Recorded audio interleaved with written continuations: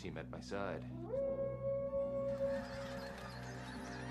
News team, assemble!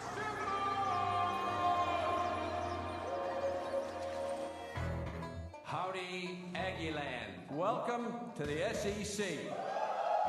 Our program will be built on 4 principles in which I talk about all the time: toughness, effort, discipline, and pride. Dang it! I'm going to have to buy that boy cream cone. Now I'm distracted on my point. What were we talking about? It's bullcrap. All I care about is winning. Show me the dang baby. You do it till they do it right, and then you do it till they can't do it wrong. Go get him. Why are you dancing around? Eat him like he's a steak.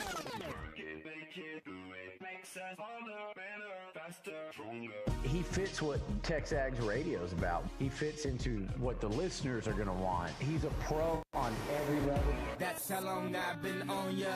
It's Nuño and the crew on TexAgs radio, right here on Sports Radio 1150 AM and 93.7 FM. The Zone. You know how long I've been on ya. Since Prince was on Apollonia. Since OJ had isotoners. Don't act like I never told ya.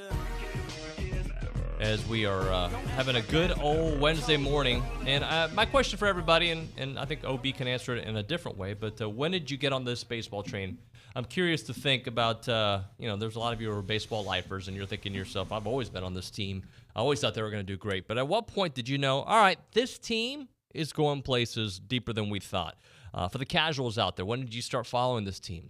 Was it SEC play? Was it during the conference tournament? Maybe it was just this past weekend against TCU. When did you start believing, and when did you get on the train that is going to hopefully be going to Omaha here in a week or so? I ask you that. You can be a part of the conversation by calling us up on the BCSI hotline, 979-693-1150, or texting us on the A&B text line, 979-693-1150. A&B, a College Station branch of the Amarillo National Bank. Good Texas banking. The website is anb.com. And then the other question I'm asking you folks, which SEC team is going to make the biggest leap in 2022? We'll get into that here on TexAgs Radio, presented by David Gardner's Jewelers, as we begin the Go Hour in the Rollo Insurance Studio with OB. Good morning, OB. Good morning. So the baseball train. At what point were you thinking, this team really might get a super regional, really might make it to the College World Series? April 16th. You just looked it up? Well, I knew the game. Okay. Because I was on vacation. And I was in Savannah, Georgia. And I was keeping up with the A&M Georgia series. And April 16th, the day they won 23-9. Yep. And they won that series. And at the time, Georgia was being, I can't remember what they were ranked, but they were ranked really high. And Georgia was considered, a team that might even be a College World Series contender and all. And I remember thinking, wow, to blow them out like that and win the series at Georgia? I think that's a great answer. That's not my answer, but that is surrounding my answer. And mine is the Arkansas series, which happened right after the Georgia series. So the Georgia series happens, and I'm like, wow, this team's real, right? They play DBU. Then they take care of business against Arkansas. And now they're starting that real tough stretch, which I think was Vandy, and I forget who was after Vandy. But that's, I think, the South Carolina. That Arkansas series is where I'm like, this team is going places. They may be a national seed. There's still some things they have to play out right, but that's where it changed for me. Yes, the Georgia game, especially 23-9, I'm glad you brought that up. That made you think, man, on any given night, this team can explode for 23 runs, right? I think that there's probably multiple answers to this. Some people are going to say maybe that day they beat Texas. Maybe so. Or maybe when they beat Kentucky in a series, or maybe when they were down 9-0 to South Carolina. And came back and won that one. That was a crazy game. And maybe it was LSU. Maybe when you go on the road and you win that first game, you're like, hey, we're here. Yeah, won that series on the road. Won the first 2 games, right? Yeah. So, but for me, I can remember that day and seeing that score and going, this is crazy to beat Georgia like that. These, they're coming around. And I remember that made an impression on me. Well, you think about the schedule that they play just in the SEC alone, and the teams that how many teams are still left? 5 teams. 5, and I think 3 of them lost the third game by 1 run. Yeah, 5 of 8. That's a lot. Last time I checked, that's more than half. That would be more than half. Okay, just making sure. They are playing great baseball, and maybe they're not playing great baseball. Let me rephrase that. They're playing winning baseball. Winning baseball. That's a good way to put it. Because sometimes the fielding isn't up to par. Sometimes the pitching isn't up to par. Sometimes the offense takes a little while to get going. But guess what? It's going to get going. Yeah, they're kind of like, I don't know how to describe that offense. It's like I don't want to use the time bomb. It's a dam that's breaking. The dam that's breaking. Yeah. It's like the button on a fat man's pants. I'm sorry, I don't follow that. Pardon? Is it about to break? The button. Oh, yeah. Sooner or later, it's just going to pop open. Burst open, baby. Burst open. Yeah, they find ways to win. And by the way, they're as good as their offense is. That bullpen has really come in. There was such a huge question about the bullpen 5 weeks ago, 6 weeks ago. And I'm not saying that they have the greatest relievers in the history of college baseball, but they have piecemealed it enough to win games and series.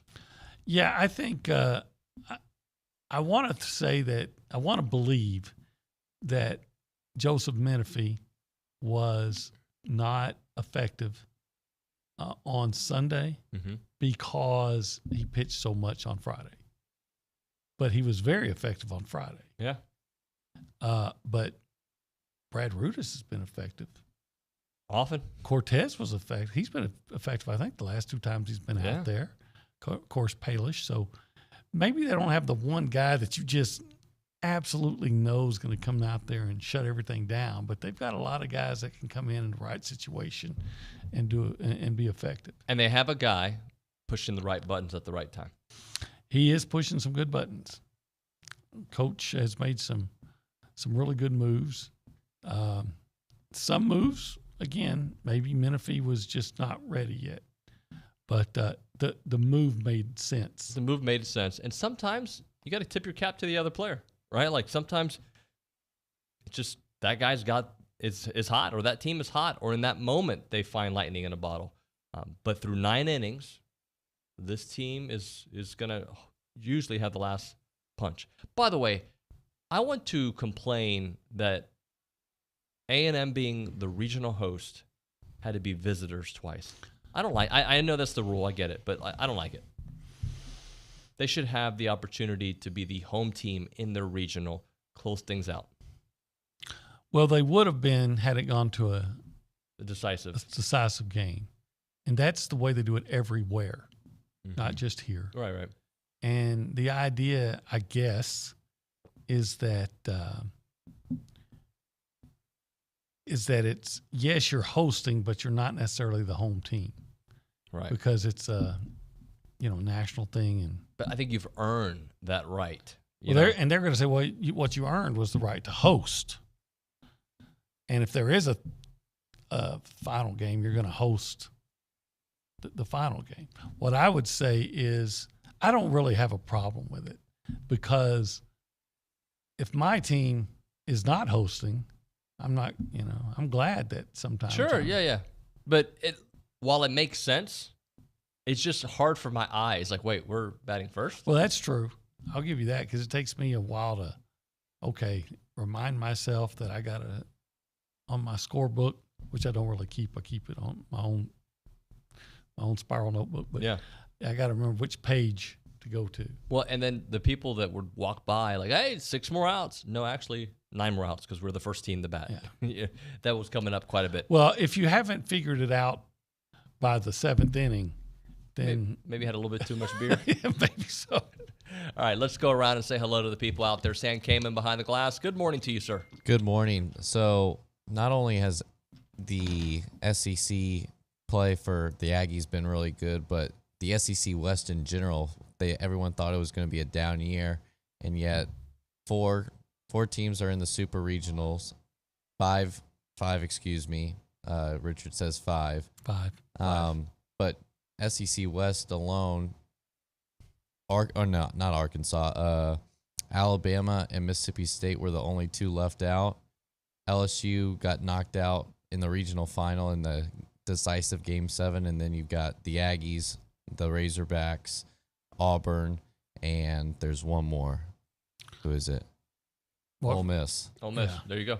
So crazy, and then obviously Tennessee from the East, but the SEC West was very, very good, and the Aggies came out on top on that side. So what you're saying is just set it up right now for Tennessee versus A&M for the College World Series championship right now. Let's just fast forward it because it would not be possible because they're on the same yeah. side of the. You're right. We'd have to go to get to the championship series. We'd have to go through Tennessee in like a regional format. There in Omaha. Guess we got to go through Tennessee. Yep, it's not supposed to be easy. No, and it's. By the way, the wife just texted me, said, point out we still don't have a baseball on the desk. Sam, can you find I know I've seen a baseball in this building. Can you find or send somebody to go find a baseball? Yeah, I'll get there soon. I mean, we're in the middle of a show. I get it. But if somebody can find us a baseball. I don't know if it'll have the A&M with the Texas logo on it, but it might just be a SEC baseball. Or get us a batting helmet. I don't know. We should have gone to the signing and got a A&M baseball and something that screams baseball. Zane, come out here and just sit on the desk for the rest of the show. Does that scream baseball? He screams baseball all the time. No, I think he screams Dodgers, not baseball. Let's just show the back of his head with that mullet. That mullet kind of screams baseball. It's a good look. Let's go to the news and social center. Anna Rosa Peterson took off for like 6 weeks. I know. Went all around the world. Said, I missed you guys while I was having fun. I'm just the worst, aren't I? Yeah, I took a short hiatus. I was on a trip with my family in Florida, which was very nice, except for the fact that it rained every single day. Which parts of Florida? So it's in a place called Sandblast. Okay. You probably never heard of it. It's about an hour and a half from Seaside, kind of in the middle of nowhere, but beautiful. A neat little town. Wanted to try something new, so that was fun. Good bonding. It kind of felt like quarantine though, yeah, due to the weather, which was interesting.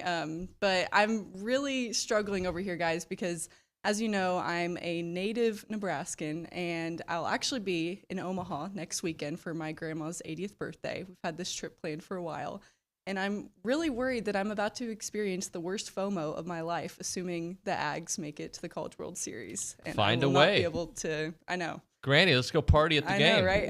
What's a FOMO?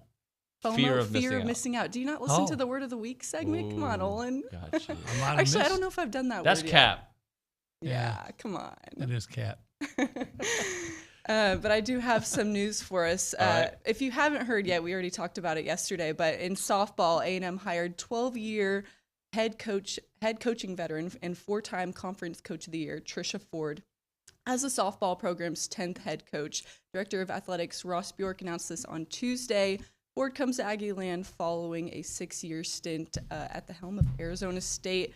Just a note from Coach Ford, she says, A&M is a place that is very special, and the core values of A&M line up with mine, both on and off the field. I have been on the other side of the 12th man. They are a fan base that is envied across the entire country, and I'm looking forward to seeing them at Davis Diamond.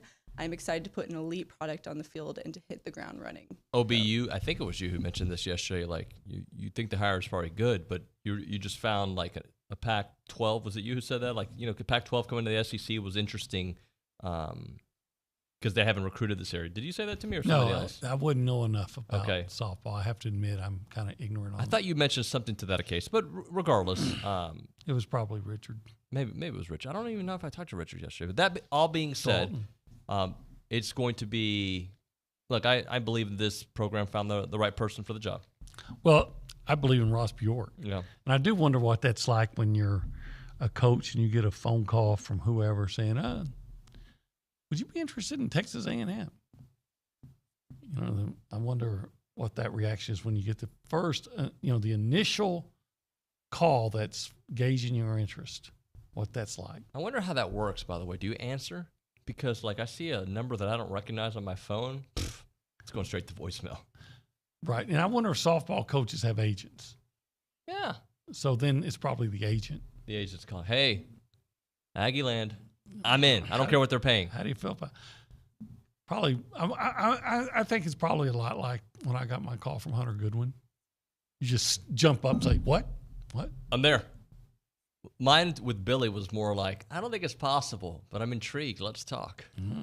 So you were more like the Jimbo Fisher call. I was trying to find a way out. Like, I was like, so was Jimbo Fisher. Yeah, like looking through my contract, like, is there an escape clause here that I can go to Aggie Land?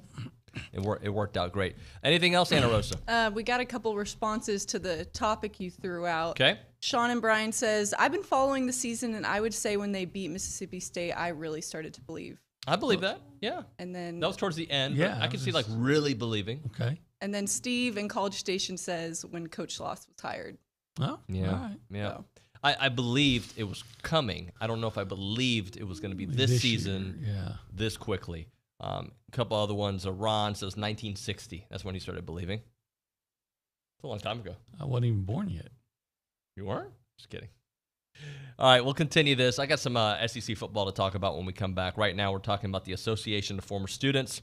Been around for 140 years. I'm actually going to meet up with Porter later on today, Porter Gardner, who heads that up, and they've done such a wonderful job there. Just giving back to Aggies all around the world. That's what they do, from the traveling Aggies to the tailgating to the muster to the class reunions to scholarships. That's what the Association of Former Students does. They give back to Aggies, and this Aggie network is so strong. You know it. You've seen it. But that's what they do. The why is to help out Aggies just like you. So they have this new website out there. It's been out for a couple of months now, IamTheWhy.com, a collection of stories of Aggies all around the world where you can see how they've persevered, everything that they've gone through, and where they are now. Short collection of stories. Got to go check it out, and pretty soon you can upload your story on there as well. It is IamTheWhy.com, IamTheWhy.com. I'm Chelsea Reber with your community calendar on The Zone. A Brazos Valley Veterans Benefits Fair will be held on Saturday, June 11th from 9 a.m. to noon at the Bryan American Legion Hall. Veterans, surviving spouses, and family members are invited to learn more about federal and state benefits, local government, and community businesses. This Saturday, come out to the gardens at Texas A&M and celebrate the 4th birthday of the opening of the Leach Teaching Gardens. The free family-friendly event will be held from 9:30 a.m. to noon and will have something for people of all ages. Stage Center Theater in downtown Bryan invites you to see Steel Magnolias, Robert Harling's play about 6 sassy women navigating life through the good times and bad. Performances run June 9th through the 25th. Purchase tickets at stagecenter.net. Spend Thursday with Louie and barbecue pitmaster Bryce Jones on the Louie Bellina Show presented by King Ranch Saddle Shop. Bryce joins Louie in the Charles Schwab studio every Thursday from noon till 1. That's your community calendar. I'm Chelsea Reber on The Zone. Ground Shuttle is the Brazos Valley's premier transportation provider, well known for frequent and reliable rides to the Houston airports. Did you know that Ground Shuttle also offers private car service and charter service? For game day or any day, you could book any vehicle in their fleet to accommodate your group size and needs, from luxury sedans to full-size shuttles. It's the hassle-free way to get your group to sporting events and concerts, corporate meetings and dinners, and evening out and the airport too. Learn more at groundshuttle.com. Ground Shuttle, let us do the driving. We're looking for the best, and we want you to decide. Voting is now open for the 22nd year of the Best of the Brazos Valley. Tell us who you like best in dining, shopping, wellness, services, and everything that makes this the best place to live. Vote online now at bestofthebrazos.com. Thanks in part to our sponsors, Hotworks Bryan, Stuart Elms Orthodontics, Cocktails for You, and Cherry Rufino with Coldwell Banker Apex Realty. Voting ends July 5th. You get one vote, so make it count at bestofthebrazos.com. We're here with Jason Rollo of Rollo Insurance. Jason, what makes Rollo unique when dealing with small businesses? Well, we're a business ourselves, and we grew from a notepad to 16 locations. And when you come from the perspective of doing it yourself, I think you understand what business owners face, because we face the same things. Technology needs, dealing with those who are clients, as well as dealing with employees, agents. We understand because we're in the same boat, and that gives us a unique perspective in dealing with people and trying to help them. For more information, go to rolloinsurance.com/TexAgs. Enter now at zone1150.com to win a Texas Summer Survival Kit presented by Field of Family and in part by the Smokin' Aces Barbecue team. You can enter once a day, Saturday through Thursday. You have to enter each week to win. Give your dad, husband, significant other what they really want this Father's Day. Premium beef from Field to Family. Go online, shopfieldtofamily.com. Enter now at zone1150.com.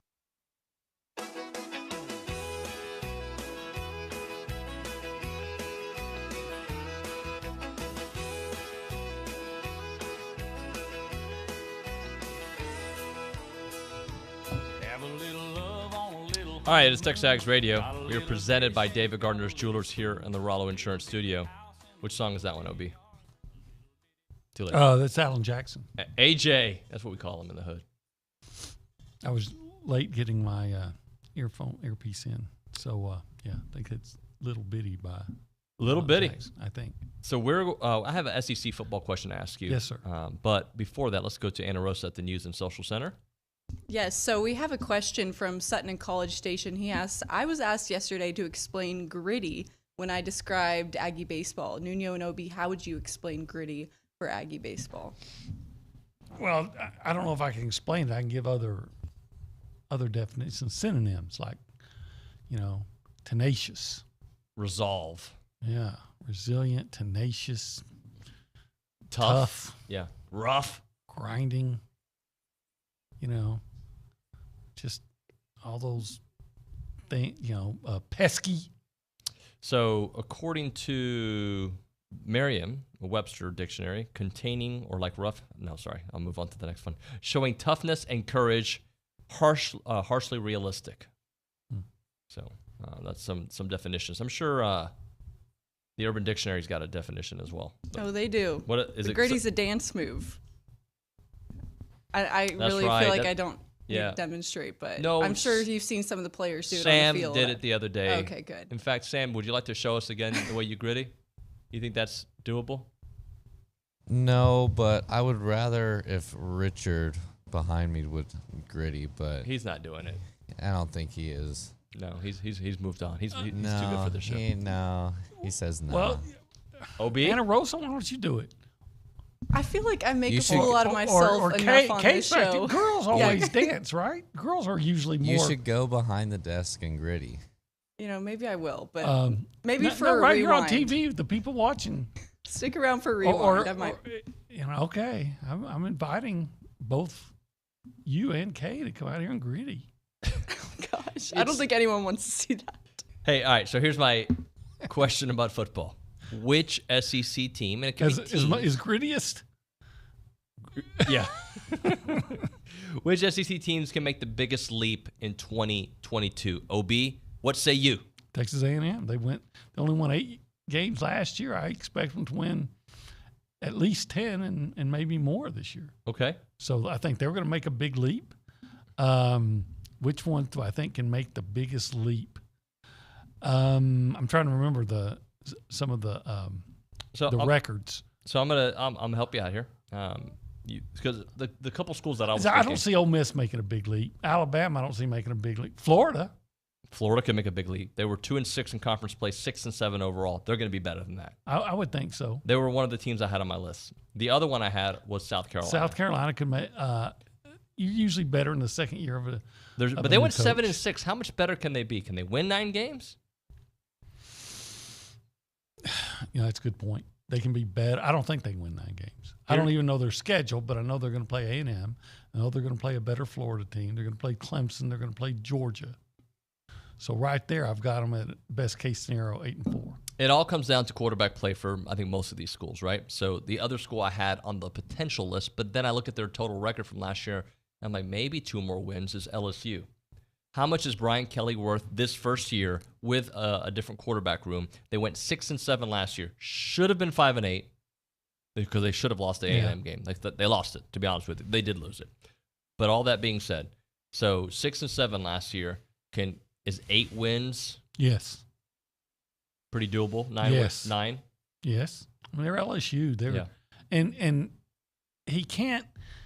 He doesn't dance well, and he has a horrible Southern accent. I don't know why he's trying to play that game, but Brian Kelly's a good coach. He is a good coach. He's not a cuddly guy by any means, but he's a good coach, and they just typically have talent. I know they feel like they're going to be good in the offensive and I think in the defensive line. I think they've got major concerns in their offensive line. Yep. So they could absolutely win 3 more games this year. Auburn is not. I don't see that. And they're going backwards, I think. I think so. Okay. You've got Texas A&M. They can win 3 more games. I think so. Yeah. 11 wins is certainly possible. With a bowl game. Mississippi State, they were 7-6 last year. Maybe they can go 8-5. Maybe. Yeah, I mean, they could, but take Charles Cross off that offensive line, and didn't they lose some receivers that were pretty good? I don't see them making a huge leap. I think they are who they are. They lost some defensive guys too. Arkansas, I think 9 wins which was a great year for them. That's the best that they do. I don't think they're a 10-win team. Yeah, I'm very skeptical about Arkansas. I think they had a great year last year for them, and I just think it's going to be hard to duplicate that. Here's one for you, and I don't know their schedule, but just thinking about what the perception of this program, Tennessee. They won 7 games last year. I don't know their schedule, but they're a team that most people believe the arrow's pointing up. It may be. If you say, can they win 8 games? I say, sure, why not? But I would think 8 games is pretty close to the ceiling for Tennessee. Well, I think the ceiling we saw from Kentucky last year, that's the ceiling. They went 10-3. Yeah, I don't see that happening again. Vanderbilt might be better. Well, they can only go up. They were 2-10, 0-8 in conference play. Yeah, they might win 4 or 5 games. And they lost 7 in a row. That's not good. No, they should be better. You're right. Second year under a new coach. So looking at it, are we saying the team with the most upside is Florida, who went 6-7? So can they win 9 games? Yeah, I mean they're in the East. Or LSU, who won 6 games, right? And who do you think would win when LSU and Florida plays? LSU. So then I'd say LSU. But I would think the 3 teams with the most upside or most room to make dramatic improvement are LSU, Texas A&M, and Florida. And Texas A&M because you go from – and A&M has to play both of those.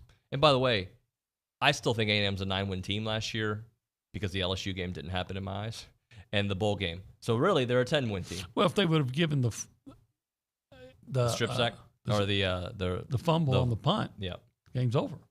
And it was, I mean, to this day, I can't figure out how they didn't make that call. And then you got to do a better job defensively, but the guy did push off of Jalen Jones for the game-winning touchdown, but it never should have come to that.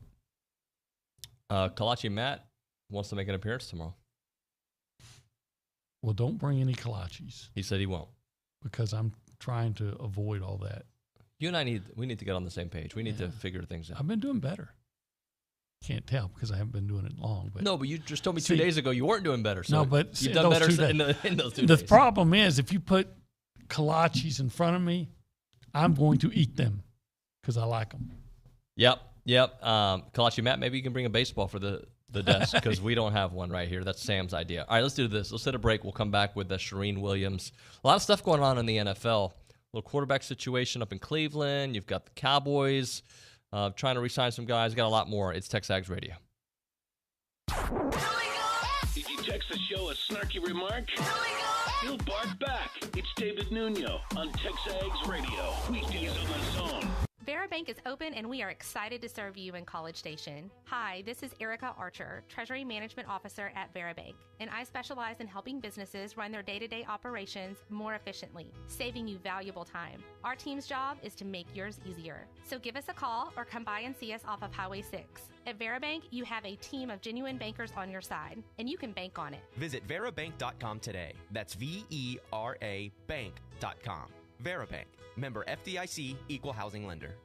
Since 1957, Slovakic Sausage in Snook has been making the best tasting sausage in Texas from the same family recipe. Slovacek is the official sausage of Texas A&M athletics. Whether it's from the grill to the family gathering or from the pit to the neighborhood party, serve the sausage voted best in the Brazos Valley. Serve Slovacek. Be sure to come in and check out their full-service meat market, relax on the front porch, or grab some fresh kolaches from their bakery on your way out. Slovacek Sausage, Highway 60 in Snook. Our publications reach every corner of the Brazos Valley, and we want to partner with you in sharing your message with the community. You may recognize a few of our Bryan Broadcasting publications. Best of the Brazos Valley. Brazos Life, the annual manual. Welcome home, Brazos Valley. Brazos Family. Brazos Wellness. Brazos Valley Bride. Peace, Brazos Christian Life. With the combined power of 7 magazine titles, 11 radio stations, and digital solutions, Bryan Broadcasting Publications can help you be heard. Call 979-695-9595 to learn more. Celebrate the history of our national pastime at the National Baseball Hall of Fame and Museum in Cooperstown. See priceless treasures that will bring your baseball memories to life. Connect with events that have shaped and changed the game and our country. Our stories to tell, your memories to share.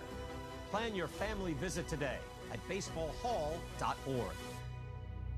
See you in Cooperstown, where the journey becomes legend.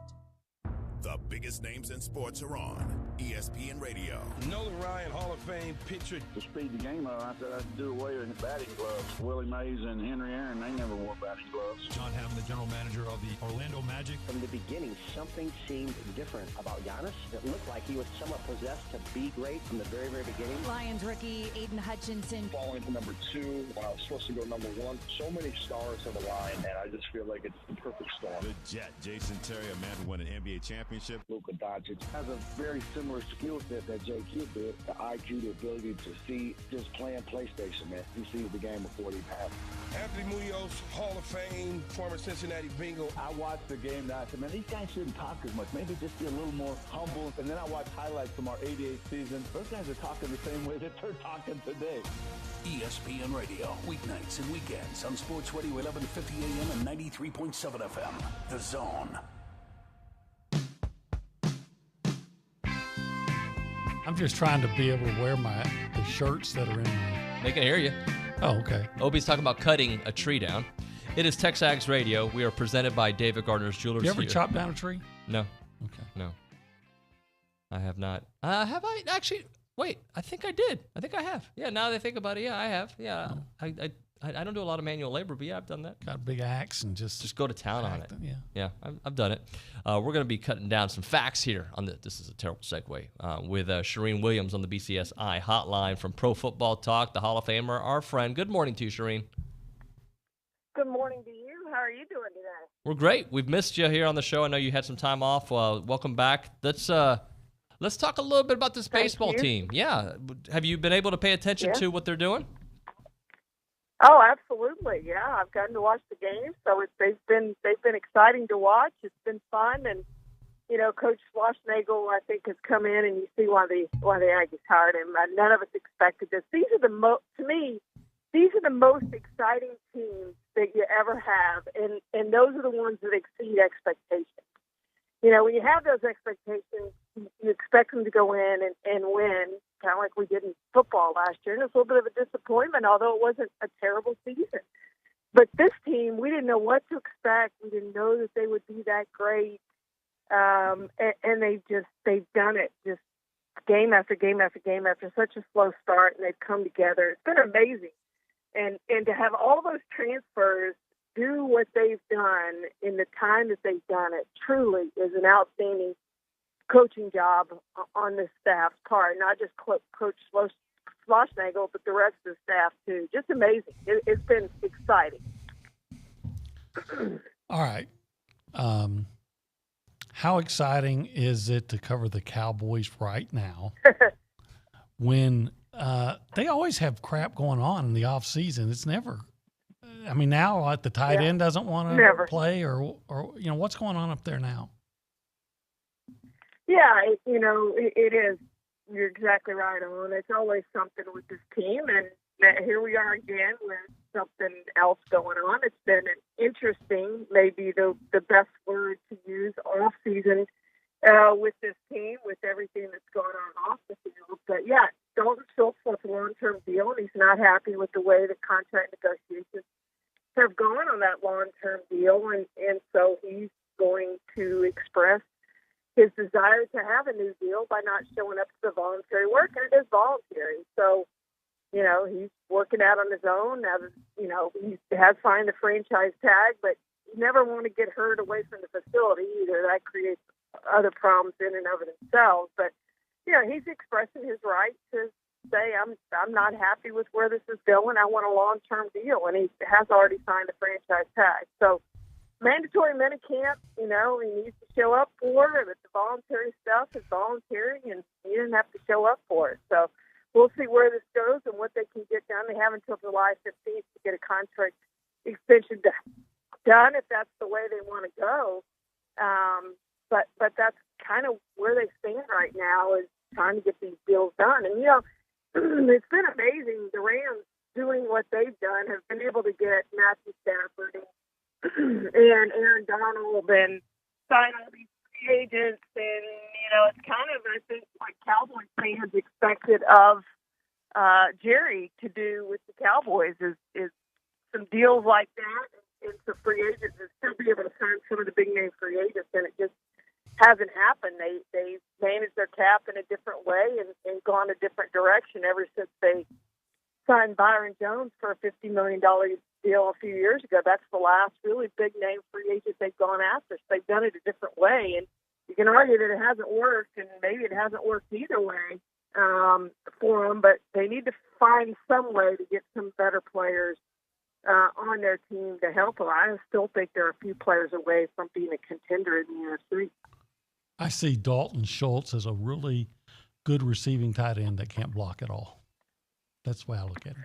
Yeah, well, and I don't know that you're paying him any more than I'm not paying him any more than $10 million a year anyway. And as little as they, now maybe they use him more this year, but they don't use their tight ends like a George Kittle or a Travis Kelce. Again, maybe they will with Amari Cooper being gone. But yeah, I'm not paying him more than $10 million a year, I don't think. And if the Cowboys, I'm okay if he walks away after this year. And maybe that's what they're thinking. Maybe they're thinking, we don't want to sign this guy to a long-term deal. We're fine with 1 year, and we'll go and draft a free agency and find us another tight end. Shireen, the topic that I hate but I can't get enough of is weird is the Deshaun Watson story. Even more revelations yesterday. I think the New York Times had something about how the Texans enabled him. Just kind of explain everything that's going on and how that could affect his new contract with the Cleveland Browns, because I don't think they knew a lot of this information that's now coming out later.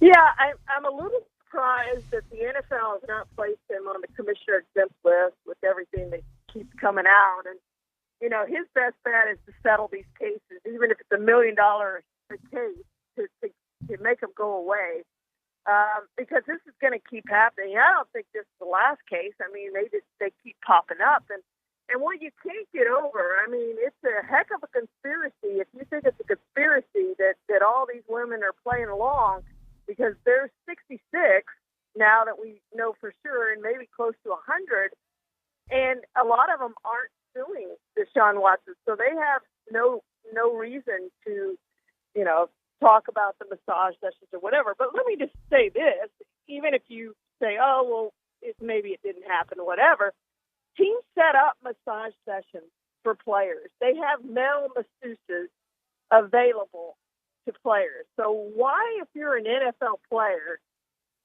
and it's a rhetorical question, of course, do you go on social media to find masseuses, and you use close to 100 of them over a 2-year period who aren't approved by the team?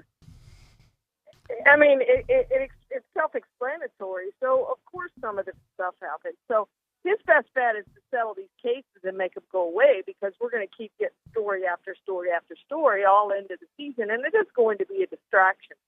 And with what happened with Trevor Bauer in baseball, I don't know how much the NFL is going to feel compelled, maybe more compelled, to give him a long suspension. I've always thought it was going to be 6 to 8 games when you look at Ezekiel. And people say, okay, no criminal charges at the end of this. it doesn't matter in the NFL.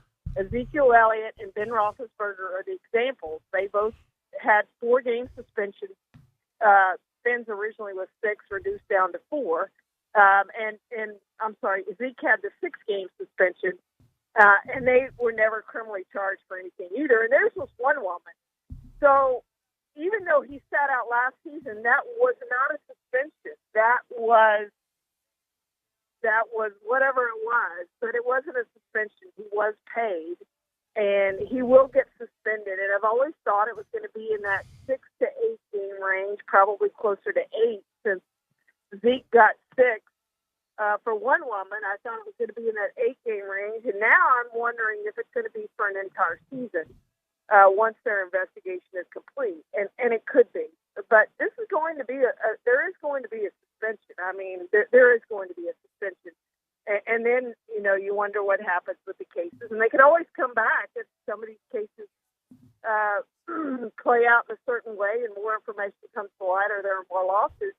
They could deliver a suspension and then come back and say, guess what, that wasn't enough, kind of like they did in the Ray Rice case, we're suspending you again. So the Browns knew all this, or should have known all this, when they traded for him. So good luck to Cleveland, and I know Houston's glad. John McClain, now that he's retired, I think Deshaun probably ran him out of business, but I know those writers are happy that Deshaun is gone, even though they're having to cover some of it. But in Cleveland, now they've got this mess on their hands to cover for maybe the next year. This is going to go on a while.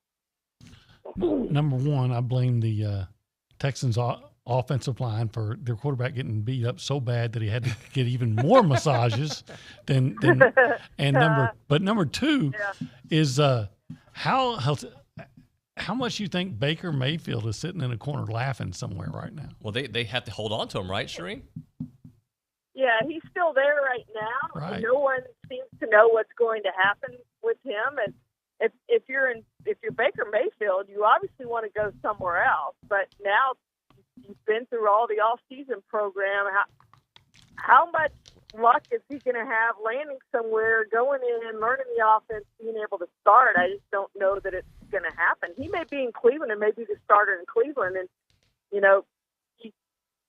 as much as he hates the Browns, he may have to show up every day and really put in full effort and play well, because he's playing for a contract for somebody else, not for the Browns. But he has to play well to show all these other teams that, hey, I could still play. Last year was an aberration with the shoulder injury, and I'm better. I'm good. And so it's going to be an awkward situation if he has to stay in Cleveland, where we all know he doesn't want to stay, and say Deshaun's suspended for the year and Baker Mayfield's their starter. Man, that is, you talk about soap opera.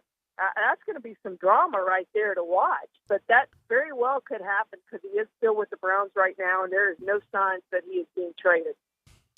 Well, would you trade him when you don't know what Deshaun Watson what's going to happen to him?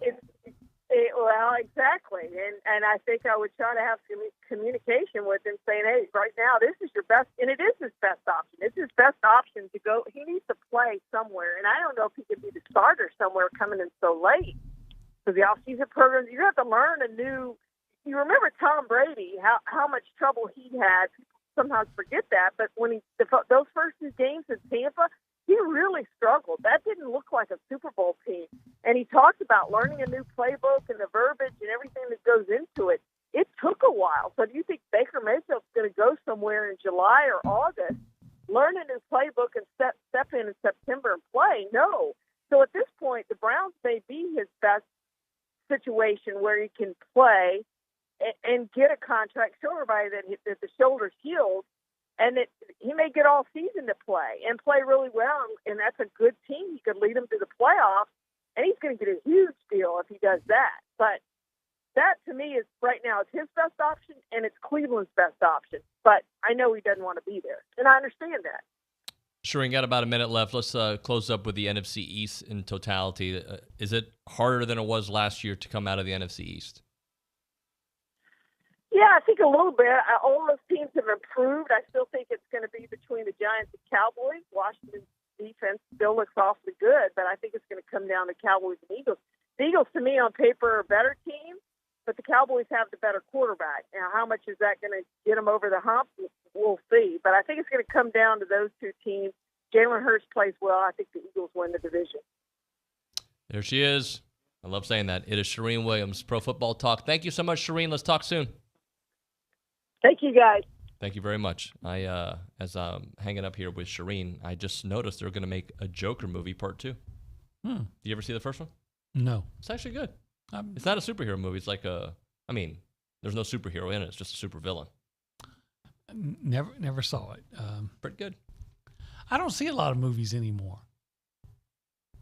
And we used to go to the show all the time. Yeah. I still haven't seen Top Gun. Got to do that. Yeah, me too. I haven't seen it. All right, right now talking Heritage Anna Films. Rosa looks like she wants to see it too. You know, I actually am set to see it tonight. So I still haven't seen the first one, though, so I need to do my homework before I see the new one These kids tonight. have never seen Top I'm Gun. the worst. It's the worst. I'm exposing myself constantly. That's just terrible. All these kids haven't seen Top Gun, which when I watched it with my boys, they're like, this is terrible, Dad. Why are we watching this? This is not good.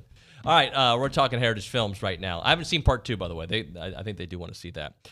Could you imagine a Heritage Films about the Joker? That would be really awkward. But let's just say if that was a possibility, Chance McClain would do it. He'd find out how the Joker became the Joker, if he fell in that substance that changed his face, or if his dad cut his mouth open, how he got that smile. Whatever it would be, Chance would find the story of it, the pictures, the video, all to match of it, and he'd have himself a Heritage Films. And that's what you can do as well. You can get yourself a documentary about your dad, your boss, your uncle, somebody important to you, even yourself, to leave for your family. So they've got the family origin story on a DVD, on a USB, and a 2-hour movie-style documentary. It's got the music, the lights, the camera, you name it. That's all that happens with Chance McClain and his awesome staff there at Heritage Films.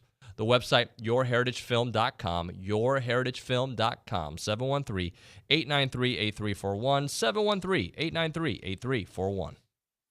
I'm Chelsea Reber with your community calendar on the Zone. The Brazos Bluebonnet Quilt Guild is excited to host a judged quilt show at the Brazos County Expo on June 17th and 18th. Go to bbquiltguild.org for more information. Aggieland Cowboy Fellowship Church is hosting its annual Stick Horse Radio Series on June 18th from 10 a.m. to noon. Contact Sherry at 936-577-8736. Texas A&M Libraries is hosting the traveling exhibition Wildlife Guild of Bookworkers Triannual Exhibition at Cushing Memorial Library and Archives through June 24th. The theater company of Bryan College Station presents Disney's Newsies. Performances run June 10th through the 26th. Purchase tickets online at theatercompany.com/tickets.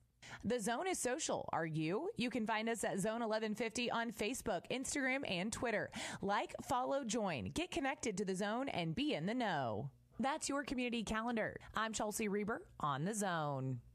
For years, you've heard me say, we'll show you how to make mowing as close to fun as it gets.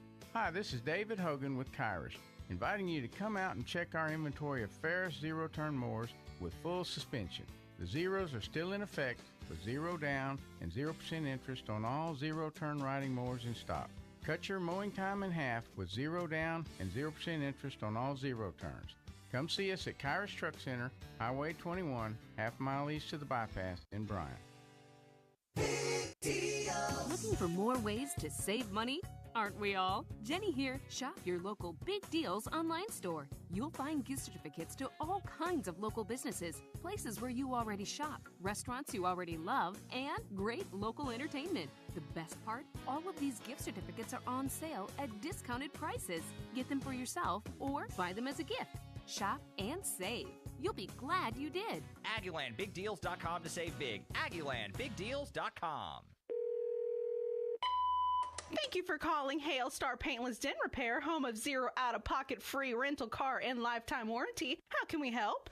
Becky, my car just started talking to me and told me to call you. Excuse me? Did you say your car was talking to you? Yes, my car. Her name is Becky, and she just told me to call you. Okay, let's schedule an appointment to get Becky fixed up. From minor dings to major hail repair, visit Hailstar.com today. Still accepting and processing hail claims from 2021.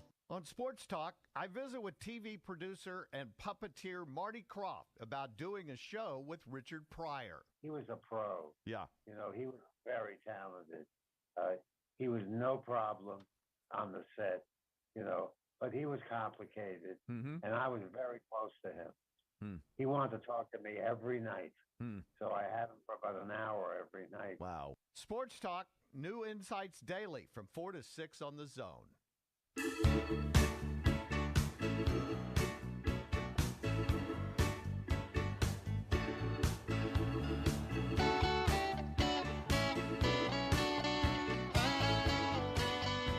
By David Gardner's Jewelers here in the Rollo Insurance Studio. Who's that singing? Jackson Brown. Jackson Brown, JB, we call him in the streets. It's from the movie Fast Times at Ridgemont High. Oh, that's right. Great movie. I enjoyed it. Full scene was good. Yep. Yep, All right. yep. Let's go to the News and Social Center. Anna Rosa Peterson, let's talk a little bit about the word of the day. Yes, so today's word, you've probably heard it because it's taken on a completely new meaning now, but it's soft launch. So I'm sure you've heard it in a corporate jargon way of releasing a product, but a slow introduction of it that is not yet ready for formal promotion or widespread consumption. But it has taken on a completely new meaning in the young dating world. So soft launch. Yep, soft launch. That's kind of a thing. And basically, you're describing your significant other on social media in a discreet way. This is mainly used by girls because, let's be honest, for the most part, guys don't really care about what other people think when it comes to posting on social media and announcing. What are you talking about? I know plenty other. of guys that they love to post everything that they do, every game that they go to, every thought that they have when they go to the restroom, they do a selfie. Of course they do. Well, then maybe they could use this too. But I would translate this to be the boyfriend reveal, but in a discreet way. In contrast, there's a thing called hard launch, which is the explicit announcement of a romantic relationship. So this could be a post on social media with maybe a sentimental caption with you and your significant other, as opposed to the soft launch, which is maybe just a post on your story and it's kind of mysterious and you may not be able to see their face in it because it's a soft launch. Having fun at dinner. Yeah. Blurry face. Yeah. Or maybe hands being held in a picture, but who's the hand? Like, there's the mystery. So that is something that actually exists and people care a lot about it. He's got some thoughts. I can see it. No, well, I really, here's the deal. I get in trouble with the bosses a lot for what I say on. Yeah, it's a don't. So I'll just avoid anything regarding a soft launch or a hard launch. Oh gosh. Especially when we're talking about romantic things. So I'll just keep the launches to myself. It's a good thing this segment's just about over, isn't it, David? My phone's ringing in 5, 4, 3. Hold on, let me take this. Billy? Hey, let me call you back. All right. Yeah, I know. Trust me. I just said I'd keep it to myself. All right. Thank you, OB. I'm going to launch myself right out of here. Yeah, all of us. The FCC's coming for us. Appreciate you, OB. When we come back, we'll talk to John Lopez, good old Aggie there in Houston. Boomer White joining us at 9:35. And then at 10 o'clock, a couple of the recruiting guys here together. Jason Howell's here. Ryan Broniger is here. Camps are beginning. They're here to talk all about that. We'll have that. Plus at 10:35, we will have Kendall Rogers. Why did I get so excited when I said that? We'll have that and more. It is TexAgs Radio presented by David Gardner's Jewelers. I'll never forget the day I decided to go out for the football team. Mr. Banks, the JV football coach and my history teacher, asked me to stay after class. I thought I was in trouble. He said, "Hey, Darius, have you thought about going out for football? I think you'd be great." Fact is, I never played football. Fact is, I never had anyone tell me I'd be great at something. So, with no experience at all, I signed up. And a week later, I padded up and was running drills on the field. I never was great, but playing high school sports was one of the greatest experiences of my life. I was accepted by my teammates, and I learned that when someone believes in you, you can believe in yourself. Encourage a student you know to take part in a high school sport. This message presented by the UIL and the Texas High School Athletic Directors Association. Love Aggie football? Sure. Star Wars? Pork chops? Or whiskey with a friend? Listen to Louie. Weekdays 11 to 2 on the Zone, 11:50 a.m. And 93.7 FM. This is KZNE College Station Bryan.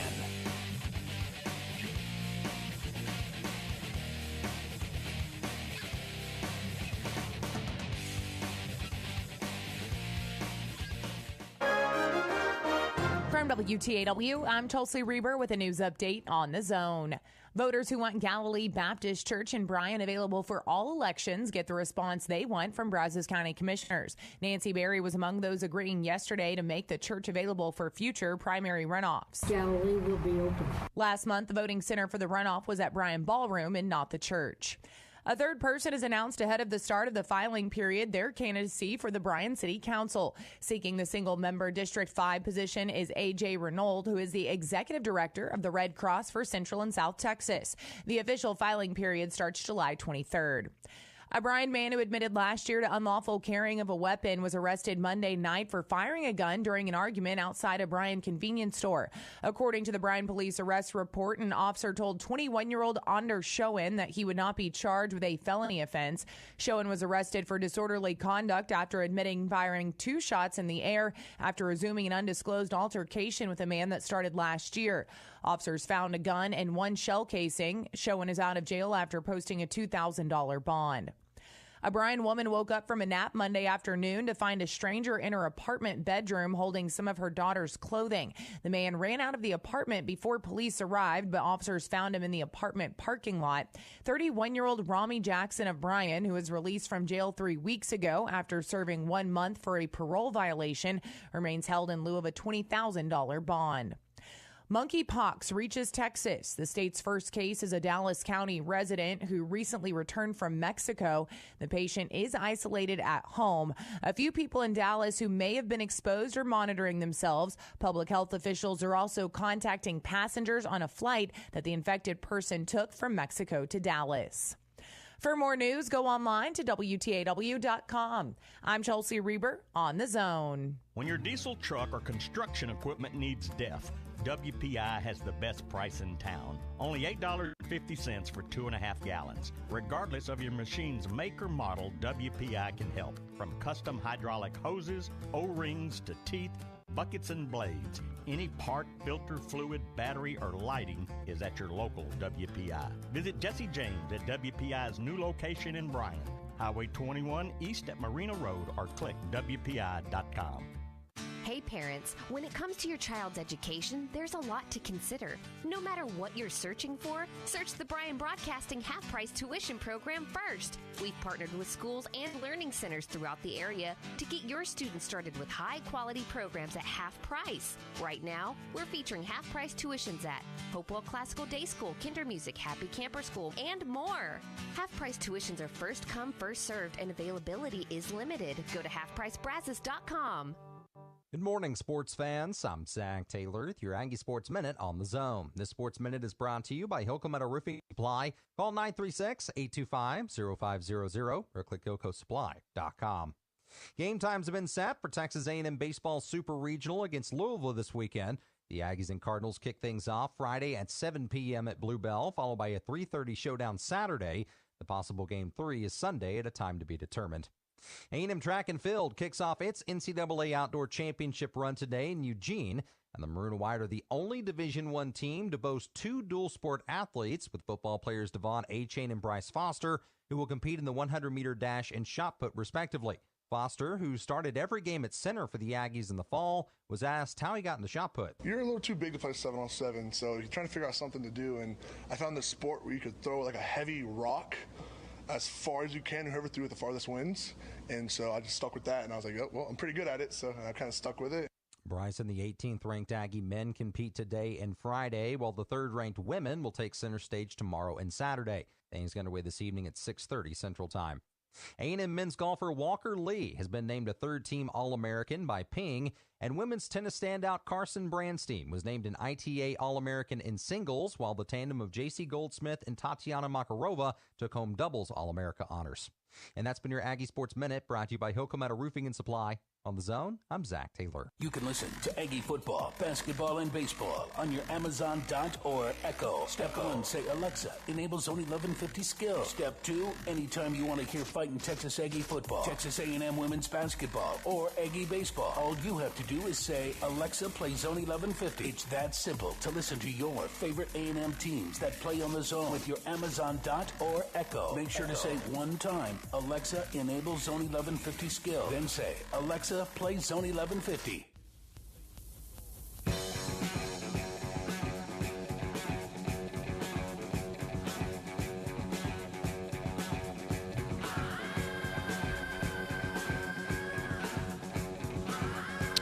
Hello, everyone. It is TexAgs Radio, presented by David Gardner's Jewelers here in the Rollo Insurance Studio. Hour number 2 here. It's a packed one. Boomer White joining us at 9:35. But right now, we go to the BCSI hotline. We are joined by John Lopez, a good Aggie who covers all sports. It doesn't matter what I ask him, he's got an answer for it. J-Lo, good morning, sir. That's a bold statement, my man, but hit me. Hey, well, I got an Aggie baseball to get into with you for sure. But just first off, you've been paying attention to the NBA Finals? Well, whenever they play. Yeah. That's my big takeaway about the NBA Finals. Just real quick, because we talked about it on the show here in Houston, and I know a lot of your listeners are big basketball and NBA fans. This is ridiculous. If the series goes 7 games, it'll last 18 days. It'll be 23 days since the Celtics last played their last conference finals game. That's not representative. That's not representative of what the NBA is during the regular season and really during the playoffs.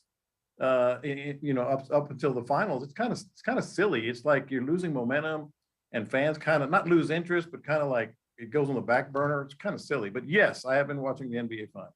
John, I've said this on this show, and I've said it to my friends, and people always give me some resistance. I love Draymond Green, and I'm proud to admit it. I love the way he plays. I understand why people hate him, but I think championship teams need players like that. Sometimes he goes too far. I recognize that, but I love the way he plays the game of basketball. If you've ever coached or played basketball, you would love to have him on your team. But he does. I mean, he goes way past the line way too often. And I will give him credit for this. He's kind of gamed the system.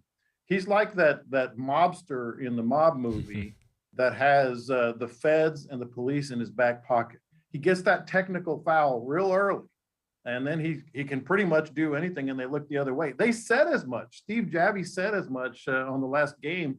So I'll give him credit for that. He knows how to game the system. Yeah, he does. All right, let's talk about this baseball team here that is now hosting the Super Regional. They've looked so good. Just kind of this climb that we've watched. Just you've been watching it from 90 miles away. What have you been thinking?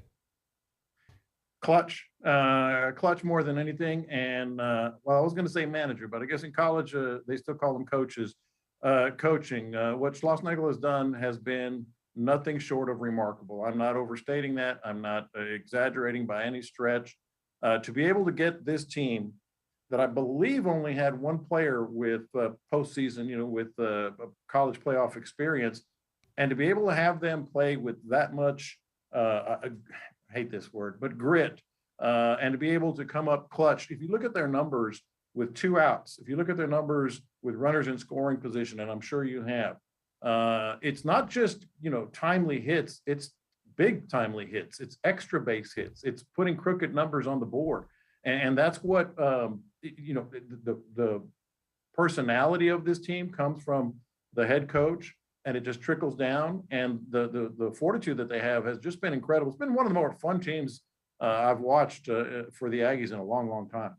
So do you remember a time that A&M had such qualified and exciting coaches all across the board, new people coming in, the softball hire? You've got Joni Taylor coming in for basketball. You've got Jimbo, what he's doing, Schloss, what he's doing, Buzz, what he's doing, like all over the place. No, I don't. I think you and I mentioned this briefly the last time we spoke here, and I kind of went back to the Jackie Sherrill years, when you still could had some good coaches across the board, but it wasn't anything like this. It wasn't anything close to this. It's the SEC, it's leadership, and frankly, not to turn everything to football as we often do as Aggies, I think it's Jimbo Fisher. I think when you have a head coach on your big money program like you have, that is that respected, that well known, that high ranked, and certainly that able to recruit at the highest level, that doesn't change. I should say that changes everything for every program in the department. It's like when you're at your workplace, whatever your workplace is, whether it's TexAgs or here at Sports Radio 610 or accounting or oil and gas or whatever. Whenever someone comes in, doesn't even have to be the big boss, but just sets a personal standard by themselves. Everybody, every department wants to live up to it, and that's what's happening at Aggie. Talking to John Lopez from Sports Radio 610 in Houston on the BCSI hotline. So I've moved on from Jimbo versus Saban. Okay, I've moved on from that. But you'll be back. Yeah, you'll I know. Back. But I never got your perspective of how everything played out, and not necessarily, Saban said this, Jimbo responded, just how things have settled to now to where we are. Nobody wants to, well, some have, but nobody wants to really address this as the story when it comes to Jimbo and Saban. Saban is threatened and scared. It's as simple as that. You can talk about who's right or the technicality of this. Keep in mind, and I know you've covered this, he was talking to business leaders when he had that initial response, okay? And he was saying A&M bought all its players, which is factually incorrect. He was implying cheating and everything, and they said, hey, we've done everything right. Literally said those words, we've done everything right. That's a threat. He's feeling threatened. In the same breath, not only was he, implicating the Aggies as cheaters, he was saying, oh, by the way, you guys in this room, you need to step up your game. And then there comes the SEC meetings, okay? I don't want to talk about it anymore. Then he talked about it a little bit. Jimbo wanted to move past it. It is not going anywhere. I think it is great for the league. It's great for college football. But more than anything, it's great for the Aggies. I mean, the Aggies became even better with their footprint on recruiting than they were before. And it was enormous, well before, because everybody recognizes this, especially players. You see, you had the big weekend this weekend with visitors. Where'd they all come from? They didn't come from, ARP and Snook and Houston and Dallas. They came from all over the country. That is helping the Aggies. This was not, as much as it was kind of fun and controversial, this was one of the best things that's happened to Aggie football in a long time. Hey, so what kind of year do you expect from A-Chain, who at the end of the year became, he did not become the lead back, but he had lead back feel to him. What do you expect from him this year? I think he is going to be the lead back. I absolutely think he's going to be the lead back. I think there's a lot of candidates, as you well know, that are going to be, and Jimbo is notoriously using more than one back. But when you have a guy like that, Jimbo's not dumb, man. You don't make plays. You don't call plays. You call players. And when they need that big play, they're going to call that player right there. What's even better for him, I feel, A-Chain, is the fact that he can almost be like a Deebo Samuel. I fully expect them to use him not just as a running back, but as a receiver, as someone who can threaten the middle of the field. I would fully expect him to get 60 to 70% of the load, and I could be wrong, but that's what I'm expecting. Well, if he gets 60 to 70% of the load and this team wins as many games as we think that they should this year, then he's going to be potentially a candidate throughout the year for Heisman, right? I totally agree. I think he's going to be a first-round draft pick. I think he's going to be a Heisman candidate. And I think what really is going to have to happen, as we all know, is the quarterback position is going to have to be able to be enough of a threat downfield. My only problem with this football team over the last 2 years has been who's stretching the field, who's going downfield consistently and able to do that, because once you do that, then it all opens up for A-Chain. And I really feel like this is going to be his year. I mean, last year was his year. The Orange Bowl was his year in one game. Right. But this is going to be soup to nuts, as they say. Start to finish, this is going to be his year. You ready for a 9-game SEC schedule? Whew. Man, am I ready? Now, I don't know about that 8 o'clock start against Miami. I got a buddy coming in from Miami. It's a big Canes fan, and he has a big gambling site, Paramount Sports. So I'm going to do a big, giant tailgate for him, and he's got some Aggie buddies that he's coming with. And I looked at the clock. I said, man, it's going to be rough when I walk into that stadium at 7:30 or whatever it is. It's going to be crazy, man. Hey, I talked with Shereen Williams earlier, and we did get into Deshaun, and I don't want to make it a Deshaun show, but some of the revelations that came out yesterday about the Texans enabling him, and I just want to get some of your thoughts on it, and also, what does Cleveland do? Is there any chance that they could void that contract or part of that contract, because this is new information starting to come out? There is a legal chance, legal precedent that they could use, and I don't mean legal in court of law, legal as in NFL rules, to void that contract. I don't expect that to happen, though. I really don't. They made this bet. They gave a guy $230 million, every single dollar guaranteed, and did not ask for a non-disclosure agreement. That's on them. Because they said they did their due diligence and did a thorough investigation. How can one reporter with her other resources and other reporters that I'm sure helped Jenny Vrentas get more information in the article that broke yesterday than an NFL franchise? That's on them 100%. I do feel like this is going to absolutely help Tony Busby's civil case, because I'm sorry, 66. Come on. 66 times in a 17-month period with some pretty, obviously outrageous claims and reports in that story. This is going to absolutely help his civil case, no doubt. Yeah, it's a crazy feel. And are the Texans looking good or are they looking bad? Because they did enable him. That was the old regime. And now if Cleveland's not good because of Deshaun being suspended, they do get that draft pick, obviously. Yeah, it's both sides. That word enable has been used around a lot lately since that story broke. People think, well, they didn't enable them because the connotation that they're using is like they encouraged it, they knew what was going on. No, enable is enable, whether you know it or not. You can enable an alcoholic by leaving alcohol on your counter, even though you wish he would go to rehab or whatever. You don't know what you're doing if he goes and drinks it on his own. You're just enabling him. And so that word, to me, the way that people are characterizing it, is off. The Texans, however, if you really think about it, could not have traded Deshaun Watson at a better time. They traded him at the perfect time.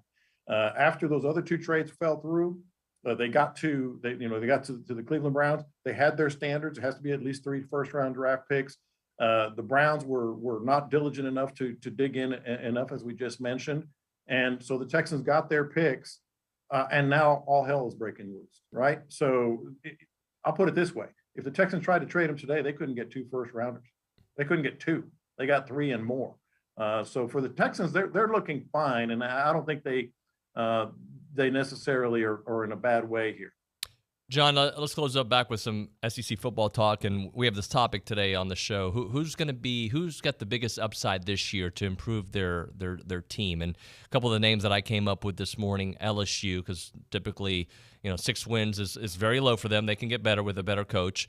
South Carolina, and I believe Florida was the other one we came up with. So just your thoughts on some of the faces there in the SEC that could have really better years this year. I think Kentucky. They have a Will Levis, a terrific first-round projected quarterback.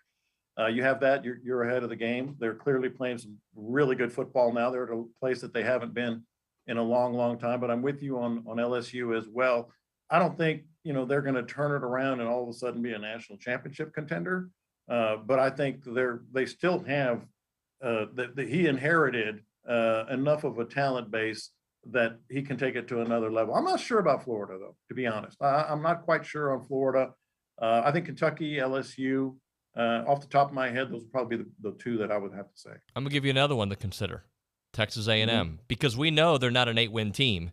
We know they're closer to 10. And honestly, I think they won 9 last year because the LSU game was robbed from them. So an 8-win team that should and could win 10, 11 games this year. Yeah, I was almost leaving them out of I thought you were talking about other teams. Absolutely, 100%. You look at the schedule, and I was just looking at it yesterday because I was buying those tickets, for the Miami game and a couple of other games.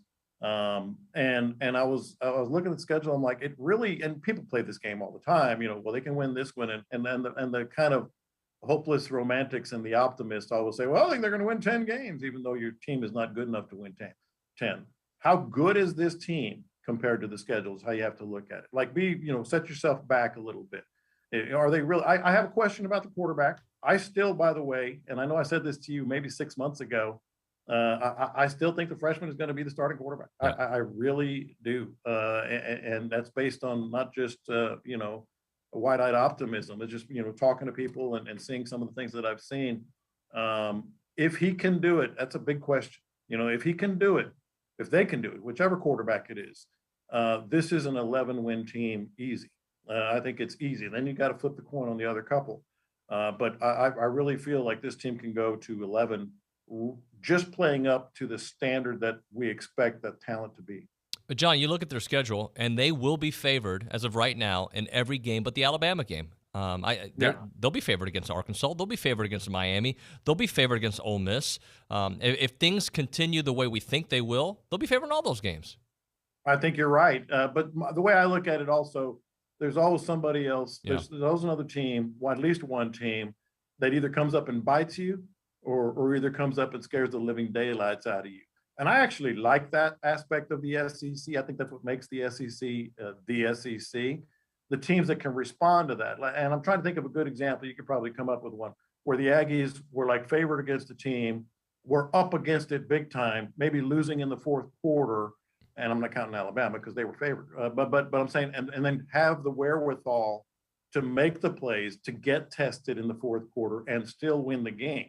I'm hoping that's going to be the case, but rest assured, there's going to be one team that you don't expect that's going to, test this team, and they're going to have to, because that's just the life in the SEC, and they're going to have to respond in the fourth quarter to win the game. So there's always that aspect. It could be Ole Miss. I mean, it could be anybody at this point to step up and do that. Unfortunately, John, it could be several teams because you look at Arkansas, you look at Ole Miss, you look at a bunch of these schools that are right in that same kind of tier, record-wise at least. Ole Miss obviously had a great year. But, I mean, that's the thing, life in the SEC.